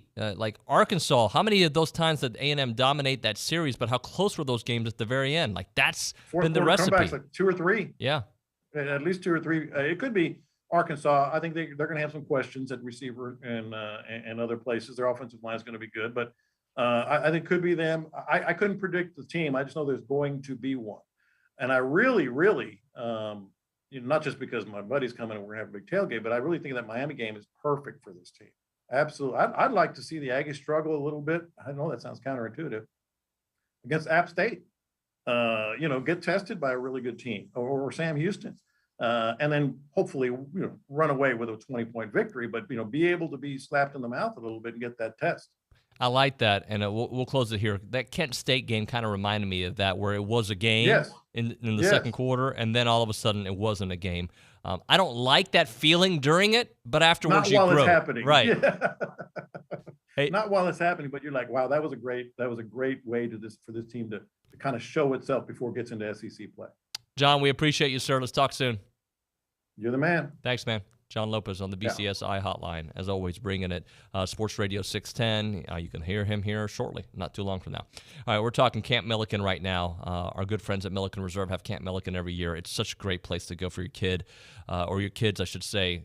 You don't want them in air conditioning all day, playing on their iPad, on their iPhone, video games, or just you want them to enjoy nature, be outside, do things. So yeah, you can go for a run, you can go but hiking, biking, canoeing, all the great stuff that they have there at Camp Milliken, horseback riding, wildlife interactions. It's really a great way for these children to enjoy time outside with nature, where they get to learn a healthy discovery about being outdoors. In South College Station, it's called Milliken Reserve, an outdoor experience that provides a fun, enriching week aimed at strengthening a child's sense of well-being and cultivating a bond with nature. Camp started last week. They are filling up fast. Check it out at millikenreserve.com/camp-milliken to learn more. I'm Chelsea Reber with your community calendar on the Zone. A Brazos Valley Veterans Benefits Fair will be held on Saturday, June 11th from 9 a.m. to noon at the Bryan American Legion Hall. Veterans, surviving spouses, and family members are invited to learn more about federal and state benefits, local government, and community businesses. This Saturday, come out to the gardens at Texas A&M and celebrate the 4th birthday of the opening of the Leach Teaching Gardens. The free family-friendly event will be held from 9:30 a.m. to noon and will have something for people of all ages. Stage Center Theater in downtown Bryan invites you to see Steel Magnolias, Robert Harling's play about 6 sassy women navigating life through the good times and bad. Performances run June 9th through the 25th. Purchase tickets at stagecenter.net. Spend Thursday with Louie and barbecue pitmaster Bryce Jones on the Louie Bellina Show presented by King Ranch Saddle Shop. Bryce joins Louie in the Charles Schwab studio every Thursday from noon till 1. That's your community calendar. I'm Chelsea Reber on The Zone. Here's Brad Beard of Intercon. When we started Intercon in early 1991, we were well aware that we would be competing with some companies that use unscrupulous techniques to make a quick sale, such as bait and switch, or 40% off if you commit today, or misleading, incomplete quotes. Intercon's practice is to be completely honest and encourage prospective customers to talk to our former customers. We've encouraged customers to get multiple quotes. We are confident and proud of our value proposition for windows, glass, and solar screens. We never want anyone to rush into a decision they will regret in the future. Just remember, warranties are only as good as the people who provide them and are servicing the area when situations arise. This is our home and only marketplace, and we will protect our home turf.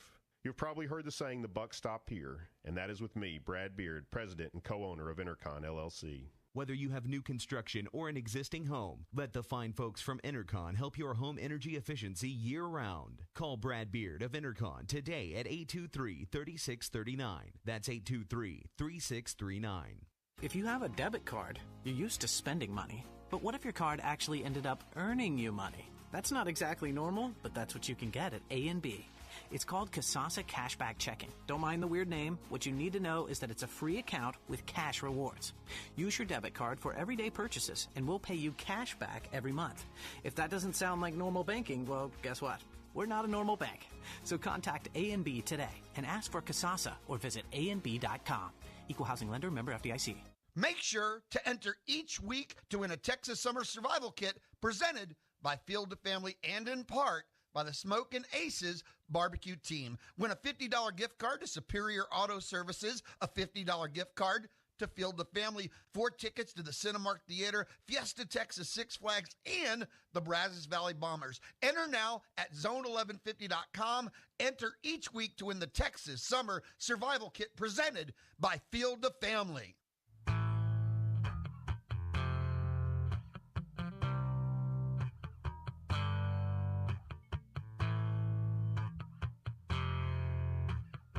Kind of like the song. Who is this, guys? Anybody know? I'm sure 100 people are listening. Red Hot Chili Peppers, maybe? Is it? I really don't know. No, I it's just not Red put my Hot Chili headphone Peppers. in. Yeah, you don't know. I don't know either. I don't know anything. You know what you know? What do I know? Smart stuff, because you're like master's lady. I don't know about that. It is TexAgs Radio. We are presented by David Gardner's Jewelers. Oh, it is Red Hot Chili Peppers. Look at you, smarty. Okay. I do like the Red Hot Chili Peppers. They're actually performing at ACL this year, and I probably won't go, but that is the one thing that is keeping me interested. I saw Flea something. Oh, I think he was in Obi-Wan Kenobi. I think that's where I saw him, the new show. I think I saw Flea in that, playing one of the bad guys. All right, it's TexAgs Radio. We are presented by David Gardner's Jewelers. We are in the Rollo Insurance Studio. We are going to the News and Social Center where Anna Rosa Peterson knows everything. Anna Rosa, we've got some text messages to hit. Well, yeah, I know what you guys are saying, that's for sure. Hankin College Station says, I was raised to love all Aggie teams, but when these guys won a series away from home at LSU, it was all aboard. This train is rolling, and now it's at full throttle. Yeah, so that goes back to our question, when did you know this season? At what point did you know that the Aggie baseball team was super regional bound, College World Series hopefully bound, when you started believing in it? For me, it was, I guess, the Arkansas series, really. I think OB made a convincing argument about the Georgia one. But at the Georgia one, I just like, oh, they got hot this weekend. When they won the Arkansas one right after, and they had that gauntlet coming ahead with Vandy and whatever followed after that, I was like, this is where I changed my opinion of this team is really good, that has a chance to go, to this team is really, really good. And if they come here, any team comes here to a regional, super regional, they're about to be hit by a juggernaut and offensively. Yeah, Kevin and Brian says that for him, it was when Targok hit 2 balls into the street at Vandy. So yeah, I mean, in Targok. Pretty convincing. Again, there was a time this season where the question was, where's the offense going to come from? Trevor Warner's gone. Who's going to knock in the guys? Everybody's staying on base. Runners in scoring position. There was a time this season. Look at what Dylan Rock has become. Look at what Ryan Targac has become. Look at the year that Jack Moss has had, batting .390. Dude might finish at 400, right? Like, that's the kind of special season he's had. And then you look at the Pen and all the great stuff that they've been able to do and just finagle their way through some tough situations. Micah Dallas was out for a little while, not out from pitching. Well, he was, but he wasn't himself. He found himself.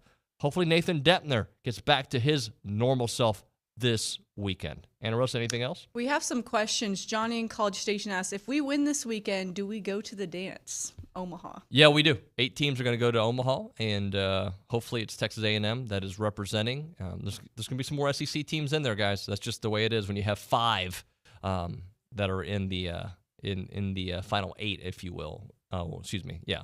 So, yeah, let's get into that final 8, I should say, and A&M hopefully be one of them. What else you got, Anna Rose? Another question from the YouTube live stream from Nathan asks, so if we were to advance past the Supers, will we play Virginia Tech, and that game is to get into winner's bracket, I would assume? Yeah, I'm looking at the way the brackets are, and it looks to be that way. But we'll, I believe Virginia Tech is playing Oklahoma, if memory serves me correct. So, how the bracket all shakes out, I'll ask Bronny. He'll be here momentarily, and obviously Kendall Rogers will be here as well. Let's talk some baseball, all right? Let's get some heavy-hitting analysis and some good times and some tough times from Boomer White, who was there on TV quite a bit this past Sunday. He was right there sitting in it, and I know he was enjoying it, but also it was just a weird experience having his 2 universities go at it right there. So we'll talk to Boomer when we come back here on TexAgs Radio, presented by David Gardner's Jewelers. You'd probably find him at an Aggie game, the gym, or Veterans Park. It's David Nuño on TexAgs Radio. Mornings from 8 to 11 on the Zone. Does your bank know your first name? At Normandy State Bank, they do. Normandy State Bank is locally owned, controlled, and operated. This local personal touch means banking decisions are made on site the same day you request it. Normandy State makes banking easy. They're open Saturdays, offer state-of-the-art online banking, bill paying, fund transfers, check and statement images. Normandy State, where customer service is their priority. Normandy State Bank, rock solid. Member FDIC. Swing free all summer long at Big Shots Golf. Get your Hot Shot Summer Pass and enjoy perks you won't want to miss. With the Hot Shot Summer Pass at Big Shots Golf, you'll get 2 hours of tee box time for up to 6 people per day. Plus, kids 12 and under eat free on Mondays, and you get special summer perks valued up to $200. Get the Big Shots Golf Hot Shot Summer Pass today while supplies last. Buy yours today at BigShotsGolf.com or swing by. We're planning a trip to Spain later this year. But our Spanish is... It's pretty bad. So we're using Babbel. Babbel's conversation-based method teaches you real-life words and phrases. And with Babbel's interactive bite-sized lessons, you'll remember what you learned. There's no easier way to learn another language. Ahora hablamos español. He just said now we speak Spanish. Babbel, language for life. Now try Babbel for free. Just go to Babbel.com. That's BABBEL.com. The flagship station for Aggie Athletics is The Zone. Whenever the Aggies are playing, you can hear them right here at 1150 and 93.7 FM. Thanks to our listeners and our Aggie broadcast sponsors, Schulte Roofing, Prosperity Bank, Hargrove Insurance, and Rudy's Barbecue. Here's a big gig-em to all these sponsors. Listen to Aggie Athletics on The Zone 1150 and 93.7 FM.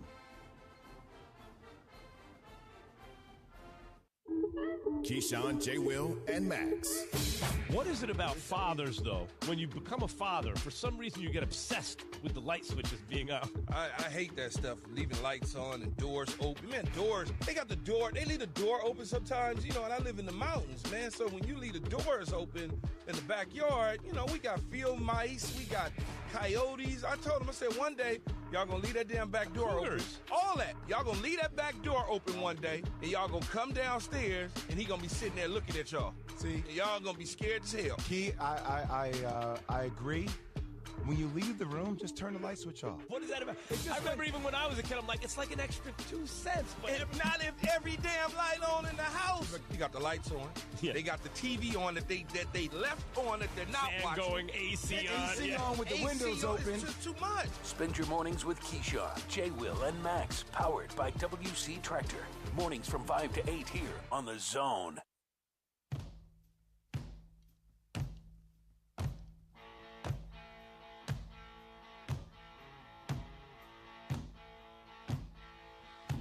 It is TexAgs Radio. We're presented by David Gardner's Jewelers here in the Rollo Insurance Studio. You ever, see somebody, you know somebody up from TV or maybe from just a different environment, and then you see them, and you're like, wait, is that? It is. It's Boomer White. And that's exactly what happened this past weekend. I don't know why. I've seen him at A&M baseball games, but, when we walked by each other in the hallway, there was, this hesitation. Wait, is it? And yes, it is. And that's exactly how we met. And we'll go to the BCSI hotline. I've talked to Boomer on the phone, but met him in person this past weekend. Good to see you, man.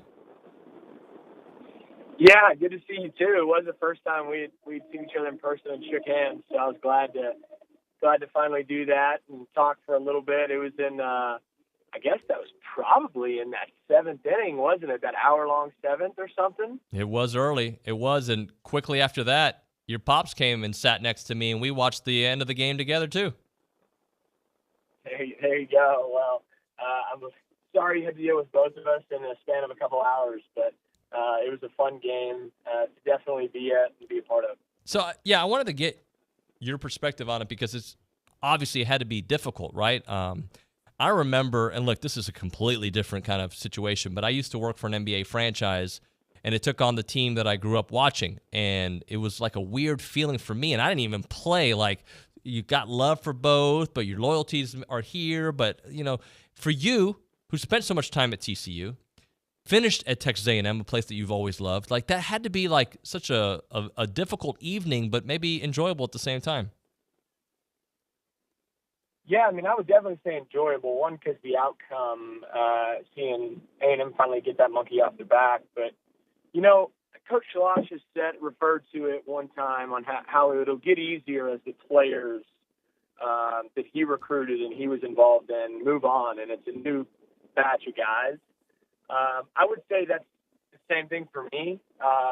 Once all my old teammates were out, and I, definitely declare myself an Aggie way more than a Horned Frog, that it made it a lot easier for that not to tug at your heartstrings. I will say that Coach Kirk Starlos and Bill Mosiello are two guys that I hold very dear to my heart and my life. So that is, and there's a couple trainers over there and strength and conditioning coach that I played with. So the personal ties there are the difficult part. But to be honest, I couldn't have been more on the Aggie side of that game, really than anything. But if there's any difficulty, it's the personal relationships with the coaches. I'm picturing it from a friends and fans perspective. You just want to watch a baseball game, right? But you got two schools that you know everybody, right? That's probably fun in the pregame, not during the game. Yeah, it's a little fun in the pregame because you can chop it up and you can have fun and you can chat and catch up. When the game gets out there, I don't know if Coach Schloss has really let out his true feelings, but I don't think he could have been in a more uncomfortable game for the most part, even when the game got going. It's always in the back of your mind, what if this goes wrong? What if this isn't? What if this comes back and bites me? Or what if I look foolish? Or whatever it may be. And so during the game, it's definitely you want to win more than anything because you kind of want to justify it to yourself that, this is why I came here to do this and this is the right decision. And I talked with Coach Schloss after the game. I laughed. I said, I never got this this feeling after I played my series versus TCU. I had the league as the loser. You get to come out on top as a winner. So how does it feel? We joked about it. But it's a very awkward yet very memorable experience. experience. It's just kind of hard to describe. Boomer, for perspective, you understand college baseball, the programs, the kind of teams that came in here. Just give us a little thoughts on how tough of a regional was it for the number 5 seed to really have to go through what they went through and also go through it winning all 3. Yeah, I think that's the best part, is that they found a way to not get to Monday, for sure, with a quicker turnaround coming Friday. You look at a lot of those scores around the country, and I've never seen anything like it with the runs being scored. I do believe pitching is down around the country, but I would argue that we may have had the toughest regional. None of those games were a walk in the park for anyone, it seems. So to grind all weekend, come out just playing 3 games was great. But yeah, I would say there were other regionals out there that would have made life easier on the Aggies. But they're going to be better for it, is my opinion. And they got a tough Louisville team coming in here who's obviously has a great sustained program. So I think it's going to be a heck of a series. Offensively on Sunday night, we're watching this game develop, and there's no offense for the first 6 innings, right? Are you thinking to yourself, all right, there's a third of the game left, eventually that dam's going to burst and the Aggies are going to start getting on it? Or was it like, man, maybe this pitching staff may have them today? Everything throughout the season told you the dam's going to break. Every time you watch them, that's bound to happen come the 6th or the 7th. It just does seem like it does every time. But I'd be lying if I said I was just, feeling comfortable waiting for that time to come. I think you always have in the back of your mind, do the hitters get tight? Do the hitters lose belief? Is this just one of those games? Because you've seen it for 2 straight hours. And so, of course, every time it happens, you laugh and you're like, why wouldn't it be any different? But no, I was a little nervous on pins and needles, but then you get that first rock or that first stone goes, and then a little water comes out, a little more, and it's like, oh, I keep forgetting what this offense does. And then you look up and you're in an hour-long 7th or half of the 7th inning, and the offense gets going. So, Boomer, I asked the audience this, and I'd love your perspective. At what point did you know, all right, this team is like a super regional type of team? Like, because remember, there was the hard part where Trevor goes down early on. They were struggling leaving guys and running in scores position. You had the Frisco situation that was not good at all.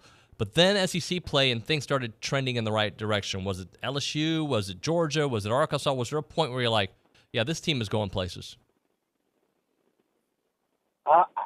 Arkansas, maybe? Yeah. I think it has to be Arkansas because you had won games.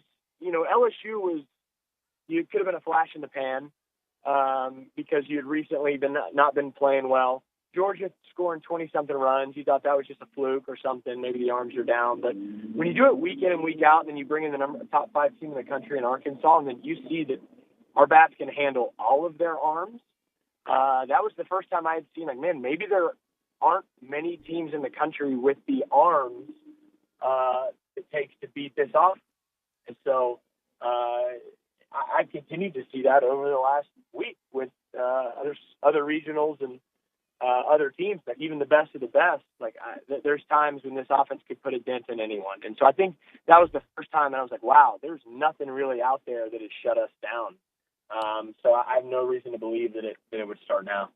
This team, they've done something right beyond their record when you can point to individual players and be like, well, that guy's the heart and soul of the team, and that guy's the leader. And, there's a lot of those examples on this team, from Troy Clounce to Dylan Rock, the way he leads, the way Jack Moss does.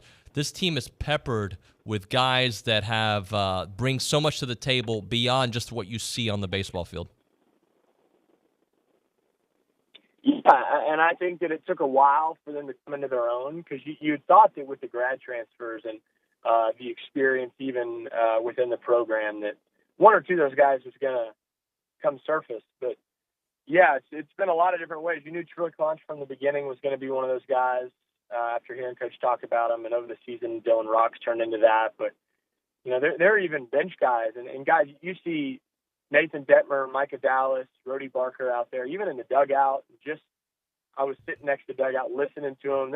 There's 7 or 8 that I think could take on any sort of team captain role, do it really well, and kind of fuel a team like this. And so to have so many guys from so many different places, so many different ages, is so unique. So I think that's what makes this team special, at least from what I've observed. Knowing Schloss the way that you do, obviously this is one of his better coaching performances, and he's had many, many. But is he always known for, like, pushing the right buttons? Like, that's what I've come away from watching him this year is, like, he just pushes the right buttons, and he's got the right temperament. I mean, everything about him that I was told in June when he took the job has come to fruition. But I've been really, like, so amazed by the buttons that he pushes and the results that he gets from those.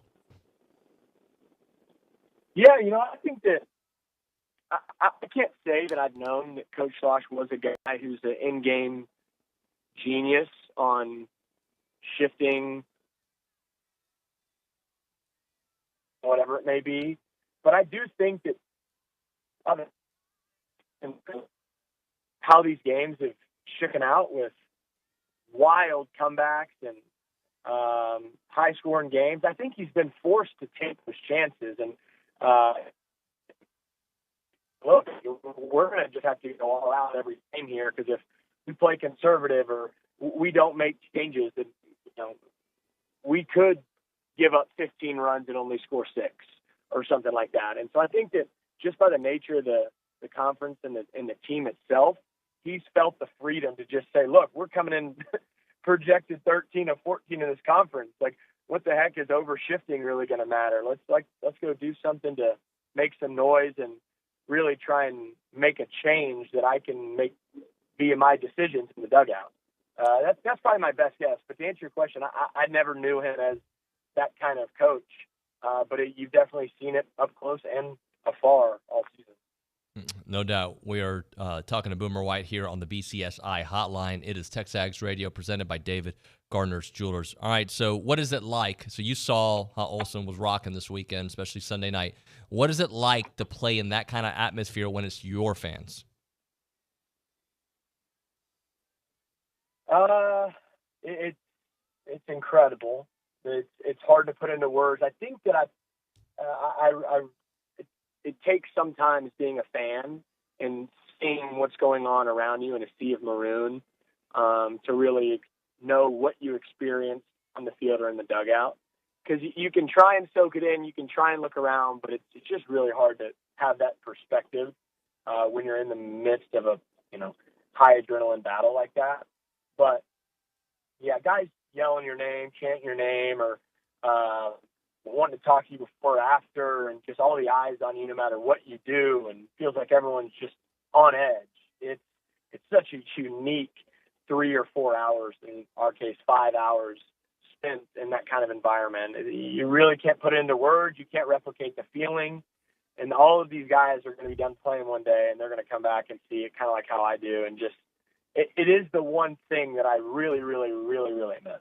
And so they'll get to see what they were a part of from a different perspective, and they'll tell their friends and their kids about it. But Sunday night was an amazing example of what the 12th man can do, what amazing home crowd can do. And it feels indescribable when you're out there. So how tough is Louisville going to be for this team, a team that's known for their offense, and I know they're a proud baseball program? How tough of a matchup is this? Oh, it's going to be tough. It's going to be like, the LSUs or the Arkansas of the SEC. They're going to score runs.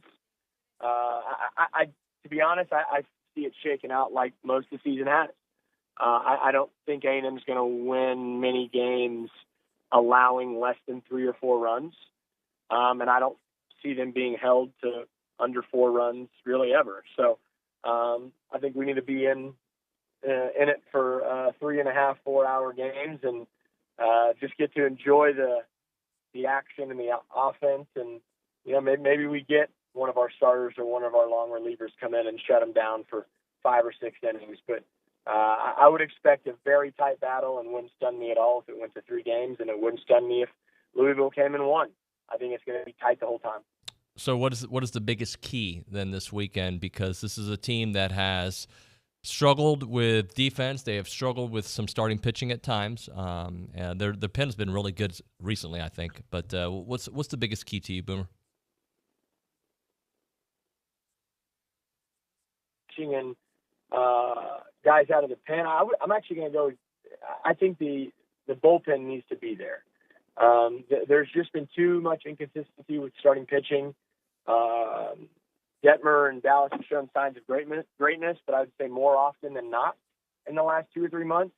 You can't really bank on them going anything more than 4 innings. So if they do, that's a huge bonus. But you're going to need your Jacob Palishes, your Mu Minifees, Chris Cortez. You're going to need those guys to give you strong outings of probably 2+ innings and maybe multiple times. I think if you tell me that those guys come in and do that, the bullpen shows up and does what they did this past weekend, and Brad Rudis being that guy, then I'd say, yeah, starting pitching can wobble a little bit, and we can still be okay. Boomer, we appreciate your time, man. It's going to be a great atmosphere this weekend, and let's hopefully get to the College World Series here real soon. Yeah, that would be quite the story, wouldn't it? Yeah, my man. Thank you so much. We'll talk to you soon. All right, we'll see you guys. See ya. Boomer White on the BCSI hotline. Some really good stuff there. He's been in the thick of it, but he's an Aggie first, he'll tell you. He was there at TCU through some great times, and obviously finished off with Texas A&M. We'll kind of analyze that, get to the News and Social Center, and much, much more. You're listening to TexAgs Radio, presented by David Gardner's Jewelers. I'm Chelsea Reber with your community calendar on the Zone. The Brazos Bluebonnet Quilt Guild is excited to host a judged quilt show at the Brazos County Expo on June 17th and 18th. Go to bbquiltguild.org for more information. Aggieland Cowboy Fellowship Church is hosting its annual Stick Horse Radio Series on June 18th from 10 a.m. to noon. Contact Sherry at 936-577-8736. Texas A&M Libraries is hosting the traveling exhibition Wildlife Guild of Bookworkers Triannual Exhibition at Cushing Memorial Library and Archives through June 24th. The theater company of Bryan College Station presents Disney's Newsies. Performances run June 10th through the 26th. Purchase tickets online at theatercompany.com/tickets. The Zone is social. Are you? You can find us at Zone 1150 on Facebook, Instagram, and Twitter. Like, follow, join. Get connected to the Zone and be in the know. That's your community calendar. I'm Chelsea Reber on the Zone. Here's Brad Beard of Intercon. Replacement windows, like other major purchase items, will at some time in the future need service, whether warranty or not. If you purchase your replacement windows from Intercon, you'll just phone our local number and we'll take care of your issue in a prompt and professional way. Every one of Intercon's personnel who answer the phone will know how to involve the right people to find a solution. With Intercon, you won't spend hours manipulating through an automated phone tree. If you consider purchasing your replacement windows from another window source, a good exercise would be to call the service department of the other company.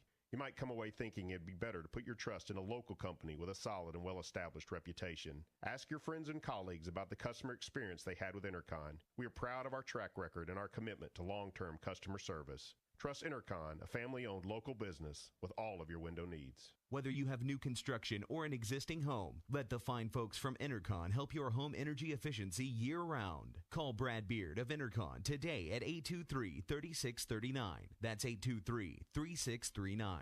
Our publications reach every corner of the Brazos Valley, and we want to partner with you in sharing your message with the community. You may recognize a few of our Bryan Broadcasting publications. Best of the Brazos Valley. Brazos Life, the annual manual. Welcome home, Brazos Valley. Brazos Family. Brazos Wellness. Brazos Valley Bride. Peace, Brazos Christian Life. With the combined power of 7 magazine titles, 11 radio stations, and digital solutions, Bryan Broadcasting Publications can help you be heard. Call 979-695-9595 to learn more. Hey, I wanted to say something about this whole Nick Saban, Jimbo Fisher thing. Look, I'm over it as a fan. The only thing that bothers me about sometimes is somehow Alabama fans like Legend, who says he has all this proof that we did all this things wrong. What is this proof? Sliced bread? Give me a break. I'm like Jimbo. I don't care about this that much anymore. I'm looking towards the future and this upcoming season. The Paul Feinbaum Show, powered by Polaris Fun Center, 2 to 4 weekdays on the Zone. All of the lights.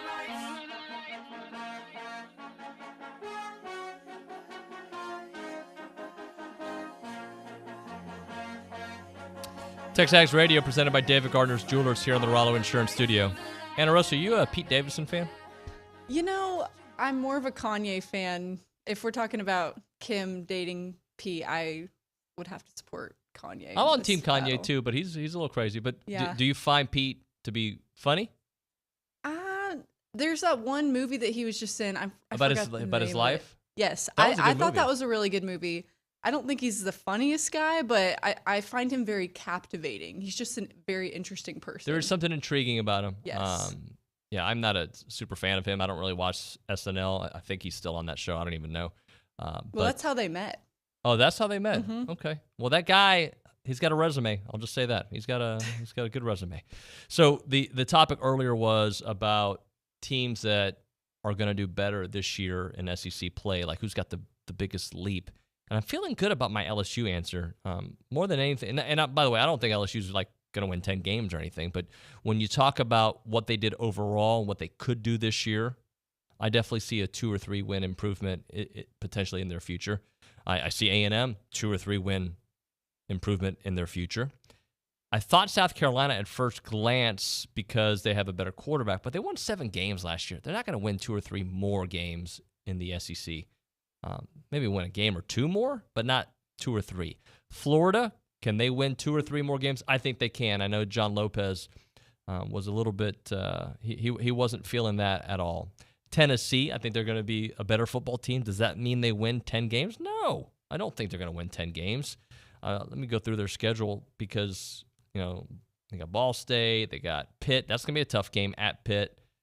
The Arkansas game, then they host Florida, and they go to LSU. So, no, I mean, and I think they're going to be pretty good, but the wins may not be there right away. So we will, by the way, I was going to say, by the way, because I thought I got an alert from Amazon about Pete Davidson. I was like, that's so weird. I just talked about him. But it was actually a text that came in from Adam. So let's go back to the news and social center. You've got some news for us. I do. So in women's tennis, standouts Carson Branstein, JC Goldsmith, and Tatiana Makarova garnered ITA All-American designation. Branstein earned singles All-American distinction, while the top line tandem of Goldsmith and Makarova took home doubles All-American honors. Their head coach, Mark Weaver, says, what an amazing achievement to have 3 All-Americans within the same year. Having just one a year doesn't come all that easy. Having 3 really speaks to the season that we had, both as a team and individually as well. Congratulations to Carson for her All-America accolades in singles, and congratulations to both Tatiana and JC on their All-America accolades in doubles. I'm very proud of them and what they have accomplished. And then in track and field, along with the excitement in Aggie baseball this weekend, there's some action in track and field. They're set to compete tonight at the NCAA Outdoor Championships in Eugene, Oregon at Hayward Field. So today at 6:30 p.m. and tomorrow at 7:30 p.m. Those can both be streamed on ESPNU. And then Friday at 8 p.m. and Saturday at 4:30 p.m. can be streamed on ESPN2. So the women's team enters the meet ranked number 3, while the men are number 18. 25 Aggies are making the trip to the Pacific Northwest, and A&M has 15 ranked in the top 10 in the nation, including 10 in the women's competition and 5 on the men's side. So a lot of great things happening this weekend. Yeah, so I got this text message from Adam on my A&B text line, my personal A&B text line, that says, Pete Davidson has the most punchable face. Can't stand that dude. I am not going to start a segment called Who Are the Most Punchable Faces Out There. I'm not going to do it. But it could be entertaining. Whatever you do not text the A&B text line the most punchable. I'm telling you, folks, don't. I kind of hope they do. Don't. Don't you do it. Don't you text us. This could be a fun segment. The most punchable faces in the world. One just came in. David Nuño. That was rude. Anna Rose, why would you text that to our own A&B text line? I'm just glad no one said me, because I wouldn't stand a chance in a fight. You would punch back. I would, but... You would absolutely punch back. All right. When we come back, maybe these 2 guys will be on the list of punchable faces. We've got Ryan Broniger and Jason Howell here in studio. Both of them are here. Are they punchable? Probably. Debatable. Will they punch back? 100%. 100. All right, we'll get into that next here on TexAgs Radio. We are presented by David Gardner's Jewelers.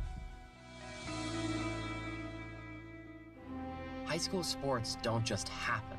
There's a ton of work that goes into every single athletic event. And we have our school's athletic director to thank for a lot of it. Thank you. For scheduling officials, so I can always play the game I love. For ordering quality athletic equipment, so I can stay safe on the field. For mentoring my coaches, so they can be the best role models for me. For coordinating transportation, so I can get focused for the big game. For helping us develop character and learn lessons that will benefit us for the rest of our lives. Thank you to our AD for always creating a positive experience for us. We'll never forget it. From all of us at the NIAAA, thank you to every athletic administrator in Texas for all you do to enrich the lives of your students. It does not go unnoticed.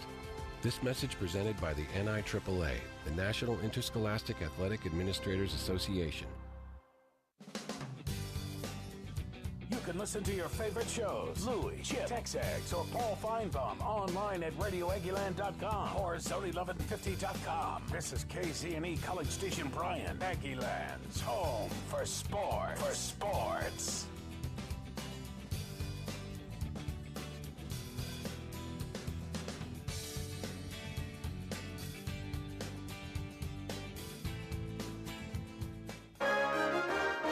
From WTAW, I'm Chelsea Reber with a news update on the Zone. Voters who want Galilee Baptist Church in Bryan available for all elections get the response they want from Brazos County commissioners. Nancy Berry was among those agreeing yesterday to make the church available for future primary runoffs. Galilee will be open. Last month, the voting center for the runoff was at Bryan Ballroom and not the church. A third person has announced ahead of the start of the filing period their candidacy for the Bryan City Council. Seeking the single-member District 5 position is A.J. Renauld, who is the executive director of the Red Cross for Central and South Texas.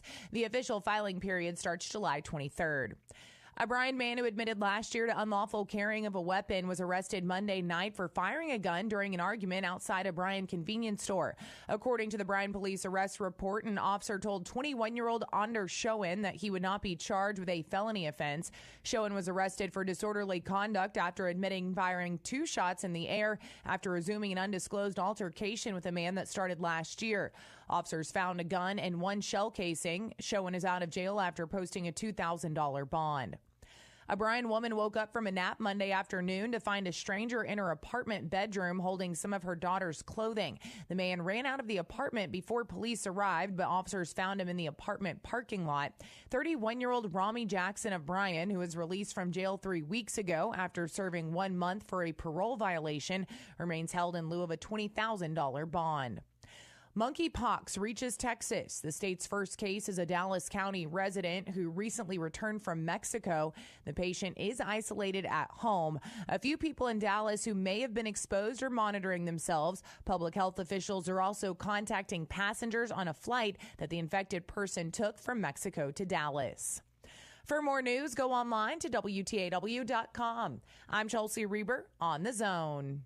Hey parents, when it comes to your child's education, there's a lot to consider. No matter what you're searching for, search the Bryan Broadcasting half-price tuition program first. We've partnered with schools and learning centers throughout the area to get your students started with high-quality programs at half price. Right now, we're featuring half-price tuitions at Hopewell Classical Day School, Kinder Music, Happy Camper School, and more. Half-price tuitions are first come, first served, and availability is limited. Go to halfpricebrazos.com. Big deals. Looking for more ways to save money? Aren't we all? Jenny here. Shop your local Big Deals online store. You'll find gift certificates to all kinds of local businesses, places where you already shop, restaurants you already love, and great local entertainment. The best part? All of these gift certificates are on sale at discounted prices. Get them for yourself or buy them as a gift. Shop and save. You'll be glad you did. AggielandBigDeals.com to save big. AggielandBigDeals.com. Good morning, sports fans. I'm Zach Taylor with your Aggie Sports Minute on the Zone. This Sports Minute is brought to you by Hilco Metal Roofing and Supply. Call 936-825-0500 or click HilcoSupply.com. Game times have been set for Texas A&M Baseball Super Regional against Louisville this weekend.